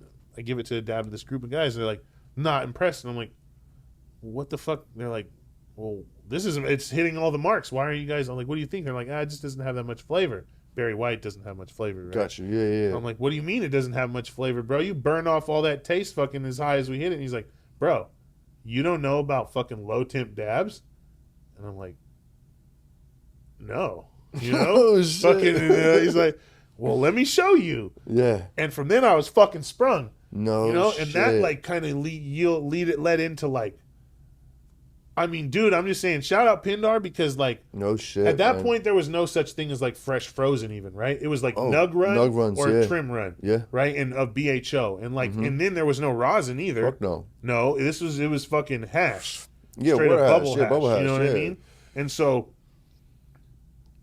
I got so infatuated with the fact that like you could take even trim run or nug run of like, you know, at this point I'm growing hella weed. You know what I mean? Yes, so you like, have material. So I'm like, damn, like I don't smoke green crack. I don't smoke Mr. Nice. You know what I mean? I grow all this weed. For sure. But I don't fucking smoke it. It doesn't taste like fucking anything. It's like not good enough for me. Yeah. But when I started dabbing it and I realized that fucking Mr. Nice tastes like burnt rubber and it just because it's different and I can taste it, I like it. And fucking green crack tastes like tropical fucking pineapples. Like in dabs, you're like, oh my God. It just opened up a new world to me. And I aligned with fucking high caliber extracts and like us and them, like it was basically like once that happened, they didn't extract anybody else's fucking shit. And I didn't give it to anybody else. Oh, no shit, And it was man. like, we just ran What years together. was this, bro? Fuck, this is 2013-ish. No 14, shit, bro. Yeah. So Before and I went even crazy. seen a dab, bro. Bro, we pioneered, Real like shit. me and the people around me and like there's like a group of like Mendocino like hash makers and like people around that were in that area, like T Beazle, fucking Beazle, like you know, like shout out them. Yeah, I've heard of but, Beazle, like, hell yeah. Yeah, no, and T Beazle and fucking, you know, and fucking my fucking ex-partner fucking Brandon and like, you know, like a bunch of fucking, there was just like Mikey Mellow Fellow fucking, you know, there was a concentrated group of fucking hash pioneers people in this making shit. hash, right? And then outside of that, people who made BHO, right? Mm-hmm. And I just aligned with high caliber, and we just started cranking shit out. And I kind of like went crazy and was like, oh well, like if you guys fucking think that this is cool, like why don't we do this? And just fucking before you know it, bro, I had like 3,000 square foot of fucking warehouse space with fucking chest freezers in there, daisy chained together and stacked on top of each other. And I'm not playing, like, we pioneered this fucking shit in, like, going big, you know, because we were like, oh, look, we're going to do fresh frozen for real. Like, when we started realizing, oh, you can, like, freeze the weed, once it was like, You guys this using is dry what's ice in the coming out beginning? of that. Yeah. Yeah, hell yeah. Yeah, are you kidding me, dude? I Yeah. funded these fucking air gas motherfuckers. You feel air me? gas, yeah, like, dude, we all, there was a point in time, bro, I've been to air gas a couple me times and since I moved out here. myself and a few other people like me, right? We're kind of like, we bought out like every fucking freezer, like in like Napa, Sonoma, Mendocino, Humboldt, and Lake County. Like, That's because insane, we'd be bro. harvesting so much fresh frozen. How much? I mean, bro, we get through like fucking sometimes like much three wet like weight? 15 cubic foot chest freezers or 18 cubic foot chest freezers a day. Wow. Like, or more, you know? Wow. Like, just packing them up turkey bag at a fucking time. Yeah. And that's when we learned too. Like, we're like, yo, like, you have to fucking dry ice the freezers. You have to do. We learned so much that like we like passed on to people, and people probably learned in the process too with us. It was like we're doing when you start doing volume like that, and you're on a like a fucking clandestine level still of like what you're doing. You know, like you. That's when and then we finally started stepped out and like bought fucking, you know, Connex fucking freezers eventually, and like went to that level to where now like obviously that's industry standard if you're keeping Big fresh walk-in, frozen. fuck yeah, walk-in joints, yeah, Yo, let me ask you trailers. this. Or trailers, Have you ever almost killed yourself with dry ice? Have you ever almost? No. I have, sir. Really? Yeah, Tell me. Bro, I was my first fresh frozen project, bro. I had I was in a distro van. I had And you kept it clean and the buckets back there. Oh, you bro. were gonna pass out. Yeah, dog. I'm leaving the farm. I had to pull over. I call my mans. I'm like, I was like, bro. I can't breathe, bro. I was like, something's wrong with me, dog. Something's fucking wrong, man. This shit's creeping through the distro van, bro. It's trying to take me out. He's like, window down. The windows were down, bro. It was fucked up. Oh, man. really? Yeah, the windows were down, bro. It was fucked up. Shit. Yeah, I don't know, man. That's crazy. It was wild. One of our other drivers had the same issue, My bro. boy It was Shelby crazy. fucking back in the day when he was bringing it up in his fucking trunk. It was in the back seat of his car. He had like a fucking chest freezer his of it car? or something. Oh, yeah. chill. No, what was it? It was a van. It was in a minivan. Still, and no he's like good. had a fucking few chest freezer, or not chest freezer, but a few coolers, full of Take ice. you out. And he's like, I called fucking my girl, and she's telling me about it. He's like, bro, I almost fucking passed out on the way up here. I was calling my girl. She's like, you have dry ice? Fucking roll the windows down, motherfucker. Yeah. ASAP, bro. Yeah, no, I never did ASAP. that. I never did that though. All right. Well, good for you, man. You know, you had good mentors. I was fucking, they thought I knew, and I didn't know. All right, ready? Yeah. One word answers. Rig or Puffco? Rig. Street smarts or book smarts? Street smarts for me, book smarts for my kids. Sorry, that's not one answer, but I had That's to say it cool. like I like that answer. Fear or love? love. Fuck fear. Love or respect? Love. Batman or Superman? Batman. Haze or sour? Sour. Fucking hate haze. Z, damn. Z or Hindu Kush? Hindu Kush. Fuck it. Street Fighter or Mortal Kombat? Street Fighter, even though I love Mortal Kombat. Regular doinks or hash holes? Regular doinks, even though I smoke more hash holes. Okay. Okay, one word answers, but I don't give a fuck on me. That's like good, fucking bro. hash holes if It's you're hard really to do. trying to get high, you know what I mean? Because Yeah. that shit gets me high to a different level, right? Yeah. But if we're trying to like talk about just like getting the flavor or something, you can't do that with a hash hole. No doubt. I respect that answer. Pass that shit or I'm smoking this to the face? Smoking this to the face. Favorite Ninja Turtle? Donatello. 80s or 90s? 90s. Coke or Pepsi? Coke in a glass bottle, because that's universal around the world. When it in the can, it's different. So The Mexican Coke? it's not just Mexican though. Because that Mexican Coke's fire, Yes, bro. but that's what we know because we're in California, right? Yeah, But yeah. listen, It's just bottled Coke. Bottled Coke. Because gotcha. if you go to Europe, you go to fucking Portugal, you go anywhere, you're right? Man, it's just and bottled, you get man. bottled Coke, it's the fucking same. Sure is. Sure you is. get the canned shit of any of the other shit, Fanta, all that other shit, it's different everywhere you go. Yeah. But yeah, Coke. And I don't know about like the it. Pepsi's just not everywhere. Really? It's not, I don't know, man. Like you go places, Coke, like you're like bottle of Coke, that's fucking everywhere, bro. You remember, bottle of Pepsi, You remember Crystal Clear Pepsi? Fuck yeah, I do. This was so cool, man. I love that shit, bro. Yeah. All right. Let's get serious. Pizza or tacos? Oh man. Fuck. It's cool, bro. It's your truth. I'm just gonna say You're on the good pizza shows, whatever. You know what Pizza. I mean? Pizza with pineapples or no pineapples? No pineapples. All right, so tacos or burritos? Oh man, tacos. Beach or snow? Fuck, man. The beach. In-N-Out or Five Guys? In-N-Out, because I've never had Five Guys to be dead ass No honest. shit. So I guess Give it a try, In-N-Out, man. because I don't know. And also, fucking snow or the beach. The beach is nice, but it's this double loaded question. Because the snow, you have to go do a bunch of shit to go out in it. You know what I mean? And get all. But like, I don't like the beach as much. I don't know. Let me say, I like the beach. Beach, because I don't want to go. To smoke in the snow, you have to put on a bunch of fucking clothes. Yeah, you do. And I've done this shit. I smoke in Alaska and done all this shit, right? So it's like you got to have like take your hands out the fucking mitts and all the shit, or be like have the gloves that go in your mitts and like with that. Mm-hmm. Yeah, no, the beach, never mind. Beach, but the all right. beach also sucks because the wind. Yeah, it does. If we're getting technical And the here, humidity you know what sometimes I mean? too. Yeah. Yeah. So It sorry, does. this is not one worders. Sorry, bro. I'm not a one word guy, It's bro. all right. It's all Fuck. right. We'll get through it. I'm a man of many we'll get words. through it. We'll get through it. All right, we're gonna go Cheetos or Flamin' Hot Cheetos. Cheetos. The Wire or The Sopranos. I love them both. The Wire. I own the Wire box set I respect of that. DVDs. I respect that. Pacino or De Niro. De Niro. Godfather 1, 2, or 3. 1. Automatic or revolver. Not fucking 3. Who the fuck says 3? Oh shit. Right?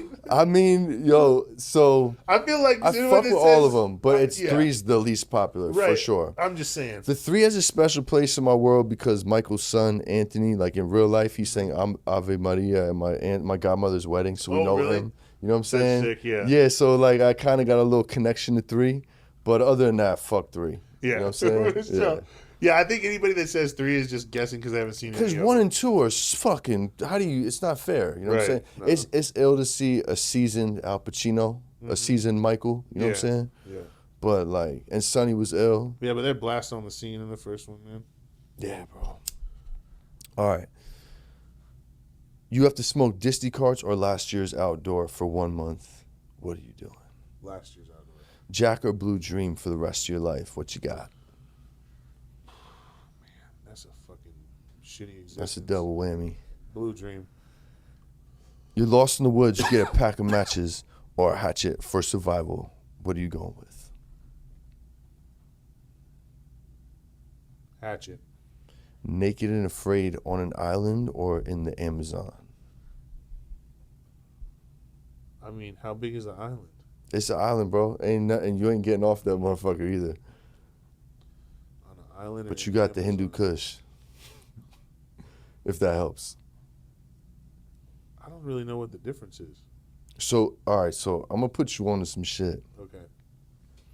I recently discovered this dude who was on the Joe Rogan podcast, and he's like, he just he just roams through the Amazon. He's a snake hunter, like a Amazon fucking snake hunter. So I'm gonna put you on to the terrain over there. Trust me, it's Okay. nothing nice. It's very dangerous, and you can get eaten any day. Does my island have snakes on it? Yeah. Oh yeah. There's snakes on the island too, but you got to think about sharks and shit on the island. Okay. Naked and afraid. There's piranhas. What you in going the with? And fucking piranhas, river, man. though. Dog. Oh yeah, there's piranhas. There's piranhas. I'm gonna do the island. Oh, he's going with the island. All right. So, Body Shot or Face Shot by Mike Tyson? What you Oh going with? God. And you boxing now, so you already know what time it is, bro. Oh man, fucking face shot. Yeah. No, I don't know, Body man. Shots suck, Face bro. shot, you're getting knocked out. Yeah. Body You're shot, breaking a you're rib. gonna be like Snatching a having rib. bad like bowel movements and urination. Fuck. you know what? Nah, fuck it. I want a body shot. I don't want to get knocked out. I like it. That's crazy. Shot a 151 or a hot dab? He might break your neck. He might break your neck, dog. Shot a 151 or a hot dab? 151. Gelato runs terps or OG gas terps? I like them both so much. OG gas. Tupac or Big? Tupac. Big L or Big Pun? Big L. Wu-Tang or Death Row? Wu-Tang. My Even man. though I said Tupac. That's all good, bro. It's all I good. grew- It's your I- truth. I I love it, man. I love listened when the to West Coast Wu-Tang. homies shout I out listened the to Wu-Tang I and was a shit. Wu-Tang like little fucking head. That's how I know you was a knew- hip hop head, though. You know what I'm saying? Yeah, I knew all the little. Definitely. I knew all the little fucking like subsidiary groups of Wu-Tang and all. Oh, that hell shit. yeah, hell yeah. Even like the European groups and shit like you had that. Killer Army. You had Oh, Shaheed. bro, you had Theodore Unit. You had what was the fucking European called? GP Wu. I think Yeah, Killer GP Army. Wu. GP Wu. That was real some, underground. yeah, you know what I'm saying? underground shit, yeah. But I think the illest was probably Killer Army out of all. No, Sons of Man, though. Sons of Man was ill. Sons of Man, and they're the ones who they were the European. They were the ones who did with the European dudes. I know what you're talking about, the European dudes. I don't know. I know Sons They of were Man from French. Brooklyn. There was From some French. Brooklyn. They did the But song yeah, I know with what you're French. talking about. These yo. French. Damn, who were they, Wu bro? affiliates. Wu Syndicate? And what was the RZA fucking? What was the RZA like offshoot where they did the? It was Bobby like- Digital. No, but it was like some dead like. Gravediggers. Gravediggers, thank you. Yeah, Yeah. You know what's up, bro. Yeah. You're a hip hop head, Yeah, man, for for sure. sure. All right, man. Well, shit, bro. That was a great show, brother. Thank you so much for coming out and fucking Appreciate you having sharing me. your story, man. Hell yeah. That was awesome, bro. Before we get up out of here, man, I just like to share with people, you know the Power Network and how do we meet, and then who do you know that I should know that I should get on the show. So I believe we met in New York. We met in New York. Was it at the Astor Club dinner? At the Astor Club event, 2 420s ago. Yep. So that would have been 420, 2022. Mm-hmm. You know what I mean? And Yeah. it's been all good since then. Yeah, you know what I'm fucking saying? A, definitely. And who do you know that I should know to get on the show, bro? I think you should get Trinidad on here. Oh, that'd be dope, bro. Yeah, Can and you- obviously can you plug Tony me Mindo. Yeah, absolutely. Yeah. He knows the invites out there. I've definitely invited him Hell yeah. when we was at Liddy. Hell yeah. Fuck yeah. T Mendo, let's go. And if you want to plug me with Trinidad James, man, that'd be dope. Yeah, of course, That'd be cool, man. definitely. Is there anything we can plug for you or anything you want to, promote before we get up out of here? Reach into my network and help you out? Just look out for that Z. Out Q2 of this year, back on the market with the cloud on top of it, going strong, and in a market near you very soon. Hell yeah, bro. And Love that. move forward in life with love and positivity. Yeah. And if that's hard for you, then fucking try to make it not hard for you. Yeah, I love that. Well, you heard it first, folks. The homie Fieldz, Zkittlez, Terphogz, you already know. You already know where to find this guy. You already know, man. Hit the Patreon. Thanks for hooking up, man. Keep your big cool gene on the road, man. Peace, love, good pizza. We'll see y'all next time.